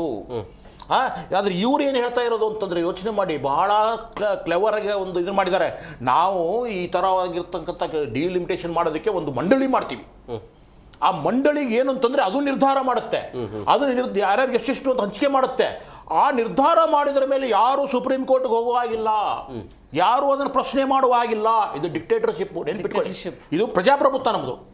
ಇಲ್ಲಿ ಯಾರು ಪ್ರಶ್ನೆನೇ ಮಾಡುವಾಗಿಲ್ಲ ಅನ್ನೋ, ನೀವು ಹೇಳೋ ಎಲ್ಲ ಪೊಲಿಟಿಕಲ್ ಅಲ್ಲ ಸರ್, ಇಲ್ಲಿ ಪ್ರಶ್ನೆ ಮಾಡುವ ಹಕ್ಕು ಎಲ್ಲರಿಗೂ ಇದೆ. ಯಾಕಂದ್ರೆ ಇದು ಸಂವಿಧಾನ. ಅವ್ರ ಪ್ಲಾನ್ ಎಲ್ಲ ಪೊಲಿಟಿಕಲ್. ಅವ್ರ ಪ್ಲಾನ್ ಉದ್ದೇಶ ಏನಂದ್ರೆ ನಾವು ತರ್ತೀವಿ, ನಾವು ಹೇಳ್ದಂಗೆ. ಆದ್ರೆ ಯಾವುದೇ ಕಾರಣ ಅಂದ್ರೆ ಬಿಜೆಪಿಗೆ ಆತಂಕ ಇದೆಯಾ ಮುಂದಿನ ಹಂತದಲ್ಲಿ? ಈಗಾಗಲೇ ಅವರು ಫಾಲ ಆಗ್ಬಿಟ್ಟಿದೆಯಲ್ಲ 29ಕ್ಕೆ ಸರ್. ಈವಾಗಲೂ ಸಹಿತ ಸಂಸತ್ತಿನಲ್ಲಿ ಅವರಿಗೆ ಬಹುಮತ ಇಲ್ಲ, ನೆನ್ಪಿಟ್ಕೊಳ್ಳಿ. ಇವಾಗೂ ಸಹಿತ ಬೇರೆ 2 ಪಕ್ಷದ ಸಪೋರ್ಟ್ನಿಂದ ನಡೀತಾ ಇದೆ. ಅದರಲ್ಲಿ 2 ಸಪೋರ್ಟ್ ತೆಗೆದೋಗ್ಬಿಟ್ರೆ ಇವ್ರು ಬಿದ್ದೋಗ್ತಾರೆ. ಸೊ ಅವ್ರಿಗೆ ಬೇಕಾಗಿರೋದು ಏನಂದ್ರೆ, ಯಾವುದೇ ಈ ಸಂವಿಧಾನ ಇದೆಯಲ್ಲ, ಆ ಸಂವಿಧಾನವನ್ನು ಹೇಗಾದರೂ ಮಾಡಿ ಶಿಥಿಲಾಗಬೇಕು. ಆವಾಗ ನಮಗೆ ಅದಕ್ಕೆ ಶಕ್ತಿ ಬೇಕು, ಹೆಚ್ಚು ಎಂಪಿಗಳು ಬೇಕು. ಆದ್ದರಿಂದ ಇವಾಗ ಆಗ್ತಾ ಇಲ್ಲ. ಪ್ರಾದೇಶಿಕ ಪಕ್ಷಗಳಿದಾವಲ್ಲ, ಇವೆಲ್ಲವೂ ಸಹಿತ ನಮ್ಮ ಶತ್ರುಗಳು ಇವು ಅಂತಾರೆ ಅವರು. ಅರೆ ಇದಾವೆ ನೋಡಿ, ಕರ್ನಾಟಕ ಇದು ದಕ್ಷಿಣ ಭಾರತದಲ್ಲಿ ಇರ್ತಕ್ಕಂಥವು ಎಲ್ಲವೂ ಸಹಿತ BJP ವಿರುದ್ಧದ್ದು ಇದಾವೆ. ಅಲ್ಲಿ ಪಶ್ಚಿಮ ಬಂಗಾಳ ಇದೆ. ಸೊ ಆದ್ದರಿಂದ ಇವನ್ನೆಲ್ಲವನ್ನು ತೆಗೆದುಹಾಕ್ಬಿಟ್ಟು ನಾವು ಉತ್ತರ ಭಾರತದಲ್ಲಿ ಇರ್ತಕ್ಕಂಥ MP ಸೀಟುಗಳನ್ನ ಹೆಚ್ಚು ಮಾಡೋಣ. MP ಯಾಕಂದರೆ ಅಲ್ಲಿ ಬಡತನ ಇದೆ, ಅಲ್ಲಿ ಶೋಷಣೆ ಇದೆ. ಎಲ್ಲಿ ಬಡತನ ಶೋಷಣೆ ಇದೆಯೋ ಅಲ್ಲಿ ಅಂಧಭಕ್ತಿ ಇರುತ್ತೆ, ಅಲ್ಲಿ ಧರ್ಮಾಧಾರಿತವಾಗಿ ಜನರನ್ನು ಒಡೆದಾಕ್ಬಿಡ್ಬೋದು. ನಾವು ಹೇಗೋ ಮಾಡಿ ನಾವು ಮತಗಳನ್ನು ಪಡೆದು MP ಸೀಟ್ಗಳನ್ನ ಹೆಚ್ಚು ಮಾಡಿಕೊಂಡು 400 ಪಾರ್ ಇರೋದು ಮುಂದಿನ ಸರ್ತಿ 800 ಪಾರ್ ಆಗಿಬಿಡುತ್ತೆ. ಸೊ ಈ ರೀತಿಯಾದಂಥ ಮಾಡಿ ಆಮೇಲೆ ಮಹಿಳೆಯರ ಮೀಸಲಾತಿ ಕೊಟ್ಟಾಗಿರಬೇಕು, ಕೊಡಬಾರ್ದು. ನೆನ್ಪಿಟ್ಕೊಳ್ಳಿ, ಒಟ್ಟಾಗಿರಬೇಕು, ಕೊಡಬಾರ್ದು. ಯಾಕೆ ಅಂದರೆ ಪುರುಷ ಪ್ರಧಾನ ವ್ಯವಸ್ಥೆಯ ಪಿತೃ ಪ್ರಧಾನ ವ್ಯವಸ್ಥೆಯನ್ನು ಪ್ರಮೋಟ್ ಮಾಡ್ತಕ್ಕಂಥ, ವರ್ಣ ವ್ಯವಸ್ಥೆಯನ್ನು ಒಪ್ಪಿಕೊಂಡಿರ್ತಕ್ಕಂಥ ಸನಾತನವಾದಿ ಪಕ್ಷ BJP. ಆದ್ದರಿಂದ ಮಹಿಳೆಯರಿಗೆ ನಾವು ಸ್ವತಂತ್ರ ಕೊಡ್ತಾರೆ, ಮಹಿಳೆಯರಿಗೆ ಮೀಸಲಾತಿ ಕೊಡ್ತಾರೆ ಅನ್ನೋದಿದೆಯಲ್ಲ, ನಮ್ಮದು ಭ್ರಮೆ ಆಗಿರುತ್ತೆ. ಆದ್ದರಿಂದ ಯಾವುದೇ ಕಾರಣಕ್ಕೂ ಮಹಿಳೆಯರು ಅವರು ನಂಬೋ ಅಗತ್ಯ ಇಲ್ಲ. ನಿಮಗೆ ಬೇಕಾದ ಹಕ್ಕುಗಳನ್ನು ನೀವು ಕತ್ತಿಡು ಪಟ್ಟಿ ಹಿಡಿದು ಬಂಡಾಯದ ಮೂಲಕ ನೀವು ಪಡಿಬೇಕಾಗತ್ತೆ. ನಮಗೆ ಈಗಿರ್ತಕ್ಕಂಥ 543 ಸೀಟುಗಳಿದಾವಲ್ವಾ, ಅದರಲ್ಲಿ 33%, ನಮಗೆ 50% ಬೇಕು ಜನಸಂಖ್ಯೆ ಆಧಾರಿತವಾಗಿ.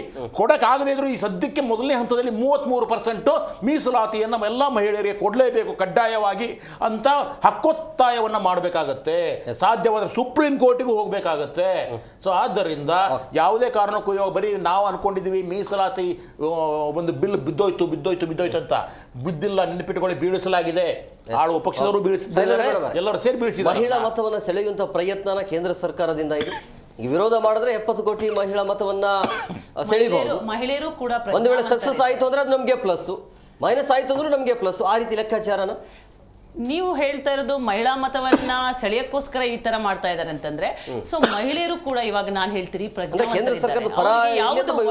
ಯಾವುದು ಸರಿ ತಪ್ಪು ಅನ್ನೋದನ್ನು ಕೂಡ ಲೆಕ್ಕವನ್ನ ಹಾಕುವಂತಹ ಪರಿಜ್ಞಾನ ಅವರಲ್ಲಿ ಇದ್ದಾಗ, ಸೊ ಮಹಿಳೆಯರನ್ನ ಅಷ್ಟು ಸುಲಭವಾಗಿ ನೀವು ಮೋಸ. ಬಿಹಾರದಲ್ಲಿ ಏನಾಯ್ತು ಮೇಡಮ್, 10,000 ರೂಪಾಯಿ ಹಾಕಿದ ತಕ್ಷಣ ಎಲ್ಲಾ ಮಹಿಳಾ ಮತಗಳು ಸಹಿತ ಅದು ಎಲ್ಲಾ ರಾಜಕೀಯ ಪಕ್ಷಗಳು ಮಾಡ್ತಾ ಇದ್ದಾರೆ ಸರ್. ಸರಿ, ನಾನು ಹೇಳೋದು ನೀವು ಪ್ರಜ್ಞಾವಂತರಾಗಿದ್ರೆ ಮಹಿಳೆಯರು ನಾನು ಆಮಿಷಕ್ಕೆ ಒಳಗಾಗೋದಿಲ್ಲ.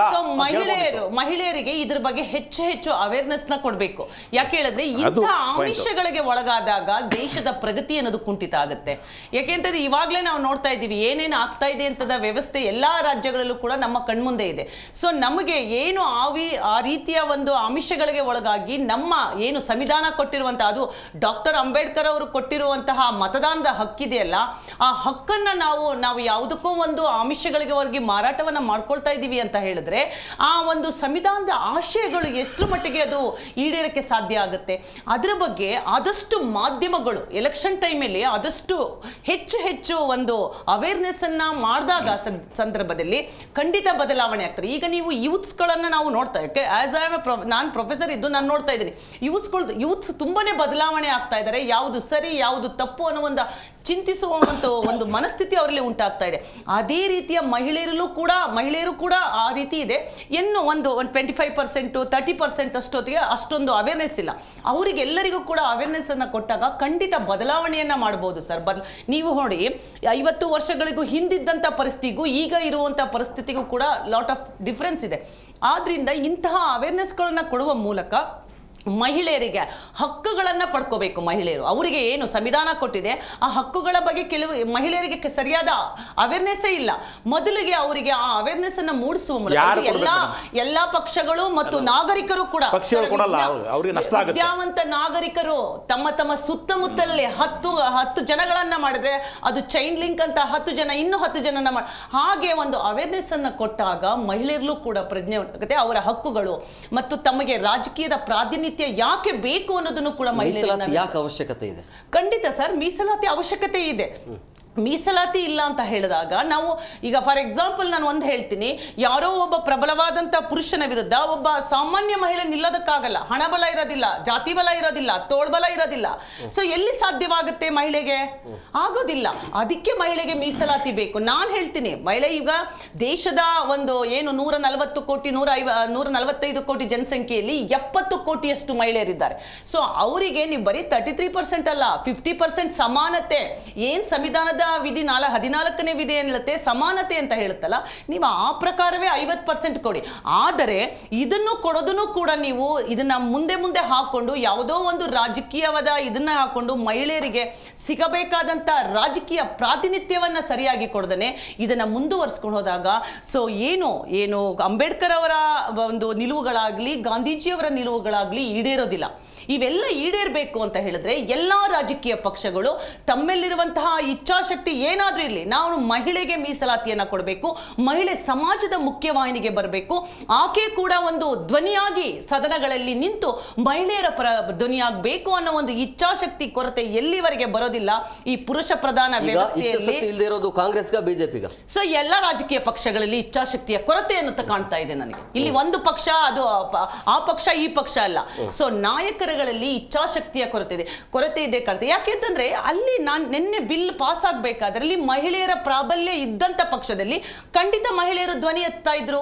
ಸೊ ಕೇವಲ 1952ರಲ್ಲಿ ಚುನಾವಣೆ ನಡೀತು, 5% ಲೋಕಸಭೆಯಲ್ಲಿ ಇದ್ದವರು ಜಸ್ಟ್ ಇವಾಗ 14.5% ಅಷ್ಟು ಮಹಿಳಾ ಒಂದು ಪ್ರಾಬಲ್ಯ ಇದೆ. ನೀವು ರಾಜ್ಯಸಭೆಗಳಲ್ಲಿ ಬಂದಾಗ ಕೇವಲ 10%. ನೋಡಿ ಸರ್, ನಾನು ಒಂದು ಹೇಳ್ತೀನಿ, ಉಗಾಂಡ ಅಂತ ಒಂದು ದೇಶದಲ್ಲಿ 60% ಮಹಿಳಾ ಪ್ರಾತಿನಿಧ್ಯ ಇದೆ ಅಂದಾಗ ಇಂಡಿಯಾದಲ್ಲಿ ಯಾಕೆ ಇರಬಾರ್ದು? ಮಹಿಳೆಯರೇನು ಪ್ರಜ್ಞಾವಂತರಿಲ್ವಾ? ಮಹಿಳೆಯರೇನು ಬುದ್ಧಿವಂತರಿಲ್ವಾ? ಅಂತಹ ವೇದಗಳ ಕಾಲದಲ್ಲೇ ಗಾರ್ಗೆ ಮತ್ತು ಅಪಲ ಘೋಷ ಅಂತ ಮಹಿಳೆಯರು ಅಂತಹ ವಿದ್ವತ್ತಿರುವಂತ ಮಹಿಳೆಯರ ಕಾಲಘಟ್ಟ ಅದು. ಜೊತೆಗೆ ಕಿತ್ತೂರು ರಾಣಿ ಚೆನ್ನಮ್ಮ ಆಗಲಿ, ಅಹಲ್ಯಾಬಾಯಿ ಹೋಳ್ಕರ್ ಆಗಲಿ, ಝಾನ್ಸಿ ರಾಣಿ ಲಕ್ಷ್ಮಿ ಆಗಲಿ, ರಜಿಯಾ ಸುಲ್ತಾನ್ ಆಗಲಿ, ಅವರುಗಳು ಆಡಳಿತವನ್ನ ನಡೆಸಿಲ್ವಾ? ಎಲ್ಲರಿಗಿಂತಲೂ ಹೆಚ್ಚು ಆಡಳಿತವನ್ನ ನಡೆಸಿದ್ರು. ಇವತ್ತೂ ಕೂಡ ಮಹಿಳೆಯರು ಅಷ್ಟೇ ಯಾಕೆ, ಇಂದಿರಾ ಗಾಂಧಿಯವರು ಎಷ್ಟು ಚೆನ್ನಾಗಿ ಆಡಳಿತವನ್ನ ನಡೆಸಿದ್ರು. ಸೊ ಈ ಒಂದು ಮಹಿಳೆಯರಿಗೆ ರಾಜಕೀಯ ಪ್ರಾತಿನಿಧ್ಯವನ್ನ ಕೊಟ್ಟು ಅವಳಿಗೆ ಹೆಚ್ಚು ರಾಜಕೀಯ ಸಬಲೀಕರಣವಾದಾಗ ಖಂಡಿತ ಮಹಿಳೆಯರು ಅಚ್ಚುಕಟ್ಟಾಗಿ ಪಾರದರ್ಶಕವಾಗಿ ಯಾವುದೇ ಲೋಪದೋಷಗಳಿಲ್ದೇನೆ ಅವಳು ಖಂಡಿತ ಆ ಒಂದು ದೇಶದ ಅಭಿವೃದ್ಧಿಯನ್ನ ಹೆಚ್ಚು ಮಾಡ್ತಾಳೆ. ಅದಕ್ಕೆ ಈ ಮೀಸಲಾತಿಯನ್ನ ಕೊಡ್ಲೇಬೇಕು. ಮೀಸಲಾತಿ ಕೊಡ್ಲಿಲ್ಲ ಅಂತ ಹೇಳಿ ಮಹಿಳೆಯರು ಪಕ್ಷ ಭೇದವನ್ನ ಮರೆತು ಒಗ್ಗಟ್ಟಾಗಬೇಕು ಮಹಿಳೆಯರು. ನಾನು ಈ ವೇದಿಕೆ ಮೂಲಕನೇ ಹೇಳ್ತಾ ಇದ್ದೀನಿ, ಎಲ್ಲಿಯವರೆಗೆ ಮಹಿಳೆಯರು ಒಗ್ಗಟ್ಟಾಗಲ್ಲ ಅಲ್ಲಿಯವರೆಗೆ ಅವರು ಅವಕಾಶದಿಂದ ವಂಚಿತರಾಗ್ತಾರೆ ಸರ್. ಆದ್ರಿಂದ ಮಹಿಳೆಯರು ಎಲ್ಲರೂ ಕೂಡ ಒಗ್ಗಟ್ಟಾದಾಗ ಮಾತ್ರ ಅವರ ಹಕ್ಕುಗಳನ್ನ ಪಡ್ಕೊಳ್ಳೋಕೆ ದೇವಶ್ರೀ ಮೇಡಮ್, ಈ ಮಹಿಳೆ ಅನ್ನೋ ಕಾರಣಕ್ಕಾಗಿ ಅವಕಾಶದಿಂದ ವಂಚಿತರಾಗ್ತಿದ್ದಾರೆ. ಹೌದು, ಮೇನ್ ಥಿಂಗ್ ಏನಂದ್ರೆ ಜನ ಹೆಣ್ಣು ನೋಡುವ ದೃಷ್ಟಿನ ಬದಲಾಯಿಸ್ಕೋಬೇಕು. ಮತ್ತೆ ಅವರು ಹೇಗೆ ನೋಡಬೇಕು? ಲೈಕ್ ಅವ್ರು ಎಲ್ಲಾದ್ರಲ್ಲೂ ಪೊಟೆನ್ಷಿಯಲ್ ಇದ್ದಾರೆ ಅಲ್ವಾ? ಯಾವ ಫೀಲ್ಡಲ್ಲಿ ಇಲ್ಲ, ಇಸ್ರೋ ಇಂದ ಹಿಡಿದು ಡಿಫೆನ್ಸ್ವರೆಗೂ ಎಲ್ಲಾದ್ರಲ್ಲೂ ಕೆಪಾಬಲ್ ಇದ್ದಾರೆ. ಆದರೂ ಅವ್ರಿಗೆ ಏನೂ ಚಾನ್ಸಸ್ ಸಿಗಲ್ಲ, ಎಲ್ಲಾದ್ರಲ್ಲೂ ಹಿಂದುಳಿದಿದ್ದಾರೆ. ಸೊ ಫಸ್ಟ್ ಅವ್ರು ನೋಡೋ ರೀತಿ, ರಾಜಕೀಯರು ಅಷ್ಟೇ, ಅವ್ರನ್ನ ಲೈಕ್ ಅವ್ರಿಗೊಂದು ಚಾನ್ಸಸ್ ಕೊಡಬೇಕು. ಸೊ ಅವ್ರ ನೋಡೋ ವೇ ಬದಲಾಗಬೇಕು ಅಂತ ನಾನು ಇನ್ಮೇಲೆ ಆಗತ್ತಾ? ಎಲ್ಲ ಒಗ್ಗಟ್ಟಾಗಿ ನಿಂತರೆ ಆಗುತ್ತೆ.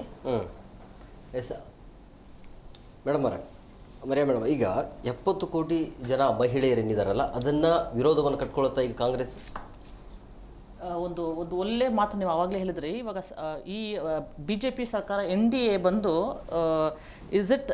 ಜನ ಬಂದು ವಿರುದ್ಧ ಆಗ್ತಾರಾ ಇಲ್ಲ ಪರ ಆಗ್ತಾರಾ ಅಂತ ಹೇಳಿದ್ರಲ್ಲ, ಇದು ಒಂದು ಒಳ್ಳೆ ಸಿನಾರಿಯೋ ಅವ್ರು ಕ್ರಿಯೇಟ್ ಮಾಡಿರೋದು. ವಿರುದ್ಧ ಹೆಂಗೆ ಆಗ್ತಾರಂದರೆ ವಿರುದ್ಧನೂ ಆಗಲ್ಲ, ಮೋಸ್ಟ್ ಆಫ್ ಇಟ್ ಪರ ಆಗ್ತಾರೆ. ಯಾಕಂದರೆ ಅವರು ಆಡಿರೋ ಗೇಮ್ ಆ ಥರ. ನಾವು ತೊಗೊಂಡು ಬಂದಿದ್ದೀವಿ ಮಹಿಳಾ ಮೀಸಲಾತಿ because people will not understand the hidden agendas ಅಲ್ವಾ. 80,000 crore ಇಲ್ಲ. I social activist working only for women. So ಮೀಸಲಾತಿ ಅಂತ ನಾವು ಇವಾಗ ತಗೊಂಡು ಬಂದು ನಿಂತಿರೋ ಸಿಚುವೇಶನ್ ನಾವು ಕೇಳಬೇಕಾ ಮೀಸಲಾತಿ ಕೊಡಿ? That is the saddest part ಇವಾಗ. Because men don't ask, they are getting it without asking. So women have to ask, why are we coming to that situation first? ಅದು ಎರಡನೇದು ಏನಂದ್ರೆ, ಇವಾಗ ಇವ್ರು ಏನು ಪ್ರೊಜೆಕ್ಟ್ ಮಾಡ್ತಾರಂದ್ರೆ ನಾವು ಮೀಸಲಾತಿ ಕೊಡಕ್ಕೆ ಬಂದ್ವಿ, ವಿರೋಧಿ ಪಕ್ಷಗಳು ಅದಕ್ಕೆ ವಿರೋಧ ಮಾಡಿದ್ದಾರೆ. So this is definitely going to go against the ವಿರೋಧ ಪಕ್ಷ ಆಲ್ಸೋ. ದೇ ವಿಲ್ ಬಿ ಒಂದು certain population of women will definitely go against whatever parties they are from. Congress irli, TMC irli, DMK irli, they will be actually looking at a bigger picture ki BJP ಅವರು ಮಾಡಿದ್ರು, ಇವರು ಅದಕ್ಕೆ S ಅಂತ ಹೇಳಿಲ್ಲ. So ನಮ್ಮಂತ ಅವರು ಯಾವಾಗ ಬಂದು ಮುಂದೆ ನಾವು ಎಲೆಕ್ಷನ್ ನಿಂತ್ಕೋಬೇಕು? Because they don't understand. ನಾನು ಹೇಳ್ದೆ ಅಲ್ವಾ, ಅವ್ರು ಮಾಡ್ಬೇಕಂತ ಇಂಟೆನ್ಷನ್ ಇದ್ದಿದ್ರೆ NDA ಸರ್ಕಾರಕ್ಕೆ ಇವಾಗ್ಲೂ ಅವ್ರು ಜಾರಿಗೆ ತಗೊಂಡ್ ಬರ್ಬಹುದು. ಅವ್ರು ತಗೊಂಡ್ ಬರೋಲ್ಲ. But because of the elections happening here in West Bengal and Tamil Nadu and all, people will look at BJP ಸರ್ಕಾರ ಹೆಂಗಸರ ಪರ ಇದ್ದಾರೆ, ಅವ್ರ ಜಾರಿಗೆ ತಗೊಂಡು ಬರ್ಬೇಕಂತ ನೋಡಿದ್ರು, ಇದನ್ನ ಇವ್ರು ತಗೊಂಡು ಬರಕ್ ಬಿಟ್ಟಿಲ್ಲ. So that is the political game we are saying. ಅದನ್ನ ಎಷ್ಟು ಕ್ರೂಷಲ್ ಟೈಮಲ್ಲಿ ಆಡಿದ್ದಾರೆ ಅಂದರೆ, ಇಟ್ ಈಸ್ ನೀವು ಜನರ ಹತ್ರ ಏನೇ ನೀವು ಮಾತಾಡಿ, 1 week before the election fresh ಇದೆ ಮೈಂಡಲ್ಲಿ ಮಹಿಳಾ ವಿರೋಧಿ ಇವರೆಲ್ಲ ಆ ಪಟ್ಟ. ಯಾಕಂದ್ರೆ ನೀವು ಏನೇ ಮಾತಾಡಿದ್ರು, ಏನೇ ನೀವು ಕೆಲಸ ಮಾಡಿದ್ರು, 4 ವರ್ಷ 3 ವರ್ಷ ಏನೇ ಕೆಲಸ ಮಾಡಿ ಸರ್, ಅದು ಜ್ಞಾಪಕ ಬರಲ್ಲ ಜನರಿಗೆ. 1 ವಾರದ ಮುಂಚೆ, 10 days ಮುಂಚೆ, 1 week ಮುಂಚೆ, ಇಟ್ಸ್ ಅ ಕ್ರೂಷಲ್. ವೋಟಿಂಗ್ ಹೋಗ್ತಾರೆ ನೋಡಿ, ವೋಟಿಂಗ್ ಹೋಗೋವಾಗ ಎಷ್ಟೋ ಜನ ನಾನು ಇವ್ರಿಗೆ ವೋಟ್ ಹಾಕ್ತೀನಿ ಅಂತ ಹೋಗ್ತಾರೆ, ಅಲ್ಲಿ ಹೋಗ್ಬಿಟ್ಟು ಲಾಸ್ಟ್ ಮಿನಿಟ್ ಚೇಂಜಸ್ ಮಾಡ್ತಾರೆ. ಸೊ ಇದು ಒಂದು ಇವಾಗ ಯೋಚನೆ ಮಾಡಕ್ ಶುರು ಮಾಡ್ಬಿಡ್ತಾರೆ, ಎಸ್ಪೆಷಲಿ ಹೆಣ್ಮಕ್ಳು.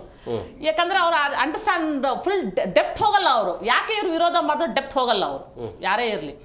ಸೊ ಇದು ಒಂದು ಡೆಫಿನೆಟ್ಲಿ ಪ್ರಶ್ನೆ ಮಾಡಿ 2023ರಲ್ಲಿ ಆಗಿತ್ತಲ್ಲ, ಯಾಕೆ ಮಾಡಿಲ್ಲ ಅಂತ ಹೇಳ್ಬಿಟ್ಟು ನಮ್ಮಂತ ನಿಮ್ಮಂತವ್ರು ಪ್ರಶ್ನೆ ಮಾಡ್ತೀವಿ. Because we educated, we know ಇವ್ರು ಯಾಕೆ ಮಾಡಿಲ್ಲ. ಮಹಿಳಾ ವಿರೋಧಿಗಳು ಅಂತ ಹೇಳೋದು ಇವಾಗಲೇ ನೀವು ಇಂಪ್ಲಿಮೆಂಟ್ ಮಾಡಬಹುದು. ಇಫ್ ಯು ಸೀರಿಯಸ್ಲಿ ನೀವು ಮಹಿಳಾ ಮೀಸಲಾತಿ ಬಗ್ಗೆ ನೀವು ಪರ ಇದ್ದೀರಾ ಅಂದ್ರೆ ಇವಾಗಲೂ ನೀವು ಜಾರಿಗೆ ತಗೊಂಡ್ ಬರ್ಬೋದು ಸರ್.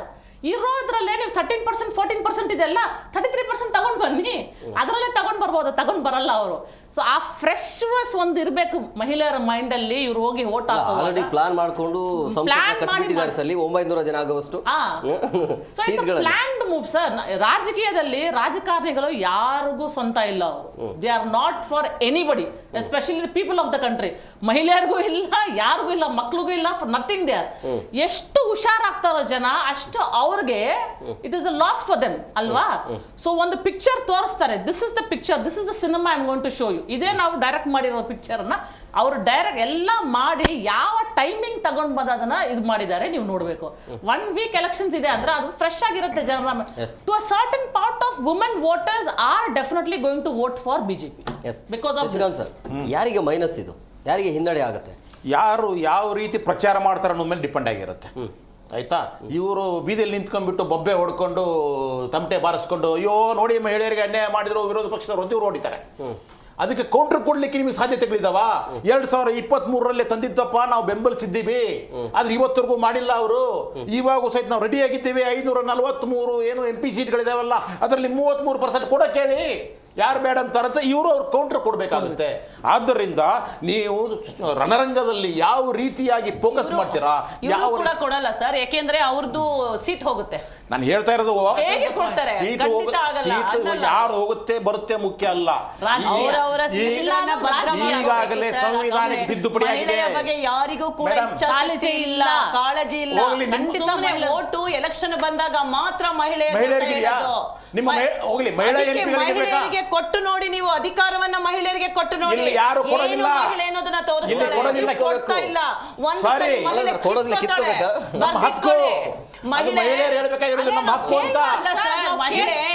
ಯಾರು ಕೊಡಲ್ಲ ನಿಮಗೆ.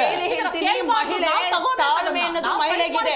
ಆ ತಾಳ್ಮೆ ಕಟ್ಟೊಡಿದ್ರೆ ಮಹಿಳೆ ಏನ್ ಮಾಡ್ತಾಳೆ ಅನ್ನೋದನ್ನ ಇನ್ನು ಮಾಡ್ತಾಳೆ. ಈಗ ಮಹಿಳೆ ಸಮಾಧಾನದಿಂದ ಕಾದ್ಲು, ಮಹಿಳೆ ನಾನು ಹೇಳಿ ಎಲ್ಲಿವರೆಗೂ ನೀವು ಓದಿ ಕಿತ್ಕೊಳ್ಳೋದಿಲ್ವೋ, ಎಲ್ಲಿವರೆಗೂ ನಮ್ಮ ಹಕ್ಕು ಅಂತ ಹೇಳೋದಿಲ್ವೋ, ಎಲ್ಲಿವರೆಗೂ ಇಲ್ಲ ಬರ್ತಾಳೆ, ಖಂಡಿತ ಬರ್ತಾಳೆ ಮಹಿಳೆ. ಮಹಿಳೆ ಬರ್ತಾಳೆ. ಕೇಳೋದಿಲ್ಲ, ನಾನು ಡಿಮಾಂಡ್ ಮಾಡ್ತೀನಿ ನಿಮಗೆ. ಡಿಮಾಂಡ್ ಮಾಡಿ ತಗೋಬೇಕು. ಆಯ್ತು ಮೇಡಮ್, ನೀವು ಗಂಡಸರ ಮೇಲೆ ಆರೋಪ ಮಾಡ್ತೀರಾ, ಬಹಳ ಸಂತೋಷ. ಆದ್ರೆ ಆರೋಪ ಮಾಡ್ತಾ ಇಲ್ಲ ಸರ್. ಕೊಡೋದಿಲ್ಲ ಅಂತ ಮಹಿಳೆಗೆ ಸಿಗಬೇಕಾದಂತ ನ್ಯಾಯಯುತವಾಗಿ ಸಿಗಬೇಕಾದಂತ ಮೀಸಲಾತಿಯನ್ನ ಕೊಡಿ. ಈಗಾಗಲೇ ಸಂಸತ್ತಿನಲ್ಲಿ ಮಹಿಳೆಯರು ಎಲ್ಲಾ ಪಕ್ಷದವರು ಹೋಗ್ಬಿಟ್ಟು ಅವ್ರ ಮನೆ ಮುಂದೆ ನಿಂತ್ಕೊಂಡು ನಮ್ಮ ಹಕ್ಕು ಅಂತ ಅಲ್ಲಿ ಮಾತಾಡ್ಲಿ. ಅವರು ಸಂಸತ್ತಿನಲ್ಲಿ ಯಾರು ಮಹಿಳಾ ಮನೆಗಳು ಮಾತಾಡ್ತಾ ಇಲ್ಲ. ಇವತ್ತು ಶೋಭಾ ಕರಂದ್ಲಾಜೆ ಅವರು ಏನ್ ಮಾಡ್ತಾ ಇದ್ದಾರೆ, ಸಮರ್ಥನೆ ಮಾಡ್ಕೊಡ್ತಾ ಇದ್ದಾರೆ ಈಗಿರ್ತಕ್ಕಂಥ ಮಸೂದೆಯನ್ನು. ಮಹಿಳೆ ಬಂದ್ರೆ ಸರ್, ಅವಳು ಹೊರಗೆ ಬಂದ್ರೆ ನೀವು ಇರಲ್ಲ, ಯಾರು ಇರಲ್ಲ ಸರ್. ಆ ಸ್ಥಿತಿ ಒಂದು ನಿರ್ಮಾಣಕ್ಕಿಂತ ಮುಂಚೆ ಏನು ಎಲ್ಲಾ ರಾಜಕೀಯ ಪಕ್ಷಗಳು ಹೆಚ್ಚಿಸ್ಕೊಂಡು ಮಹಿಳೆಗೆ ಮೀಸಲಾತಿಯನ್ನು ಕೊಡಬೇಕು. ಇಲ್ಲ ಹೇಳಿದ್ರೆ ಮಹಿಳೆಯ ತಾಳ್ಮೆ ಕಟ್ಟೊಡಿದ್ರೆ ಅದರ ಪರಿಣಾಮವನ್ನ ಎದುರಿಸ್ತಾರೆ.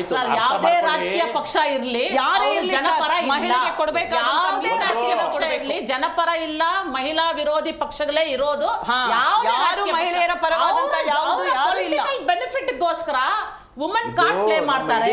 ಇಡೀ ವ್ಯವಸ್ಥೆ ಇದೆ ಅಲ್ವಾ, ಪಿತೃಪ್ರಧಾನ ವ್ಯವಸ್ಥೆ ಇದೆ. ಅದು ಹೋಗಬೇಕು ಸರ್, ಹೋಗಬೇಕು. ಮಹಿಳೆಯರೆಲ್ಲೂ ಸತ್ತ ಪಿತೃಪ್ರಧಾನ ಗುಣಗಳನ್ನ ತುಂಬಲಾಗಿದೆ. ಯಾರು ತುಂಬ್ತಾ ಇರೋದು? ಗಂಡಸರೇ ಬರಕ್ಕೆ ಆಗ್ತಾ ಇಲ್ಲ. ಯಾರು ತುಂಬ್ತಾ ಇರೋದು?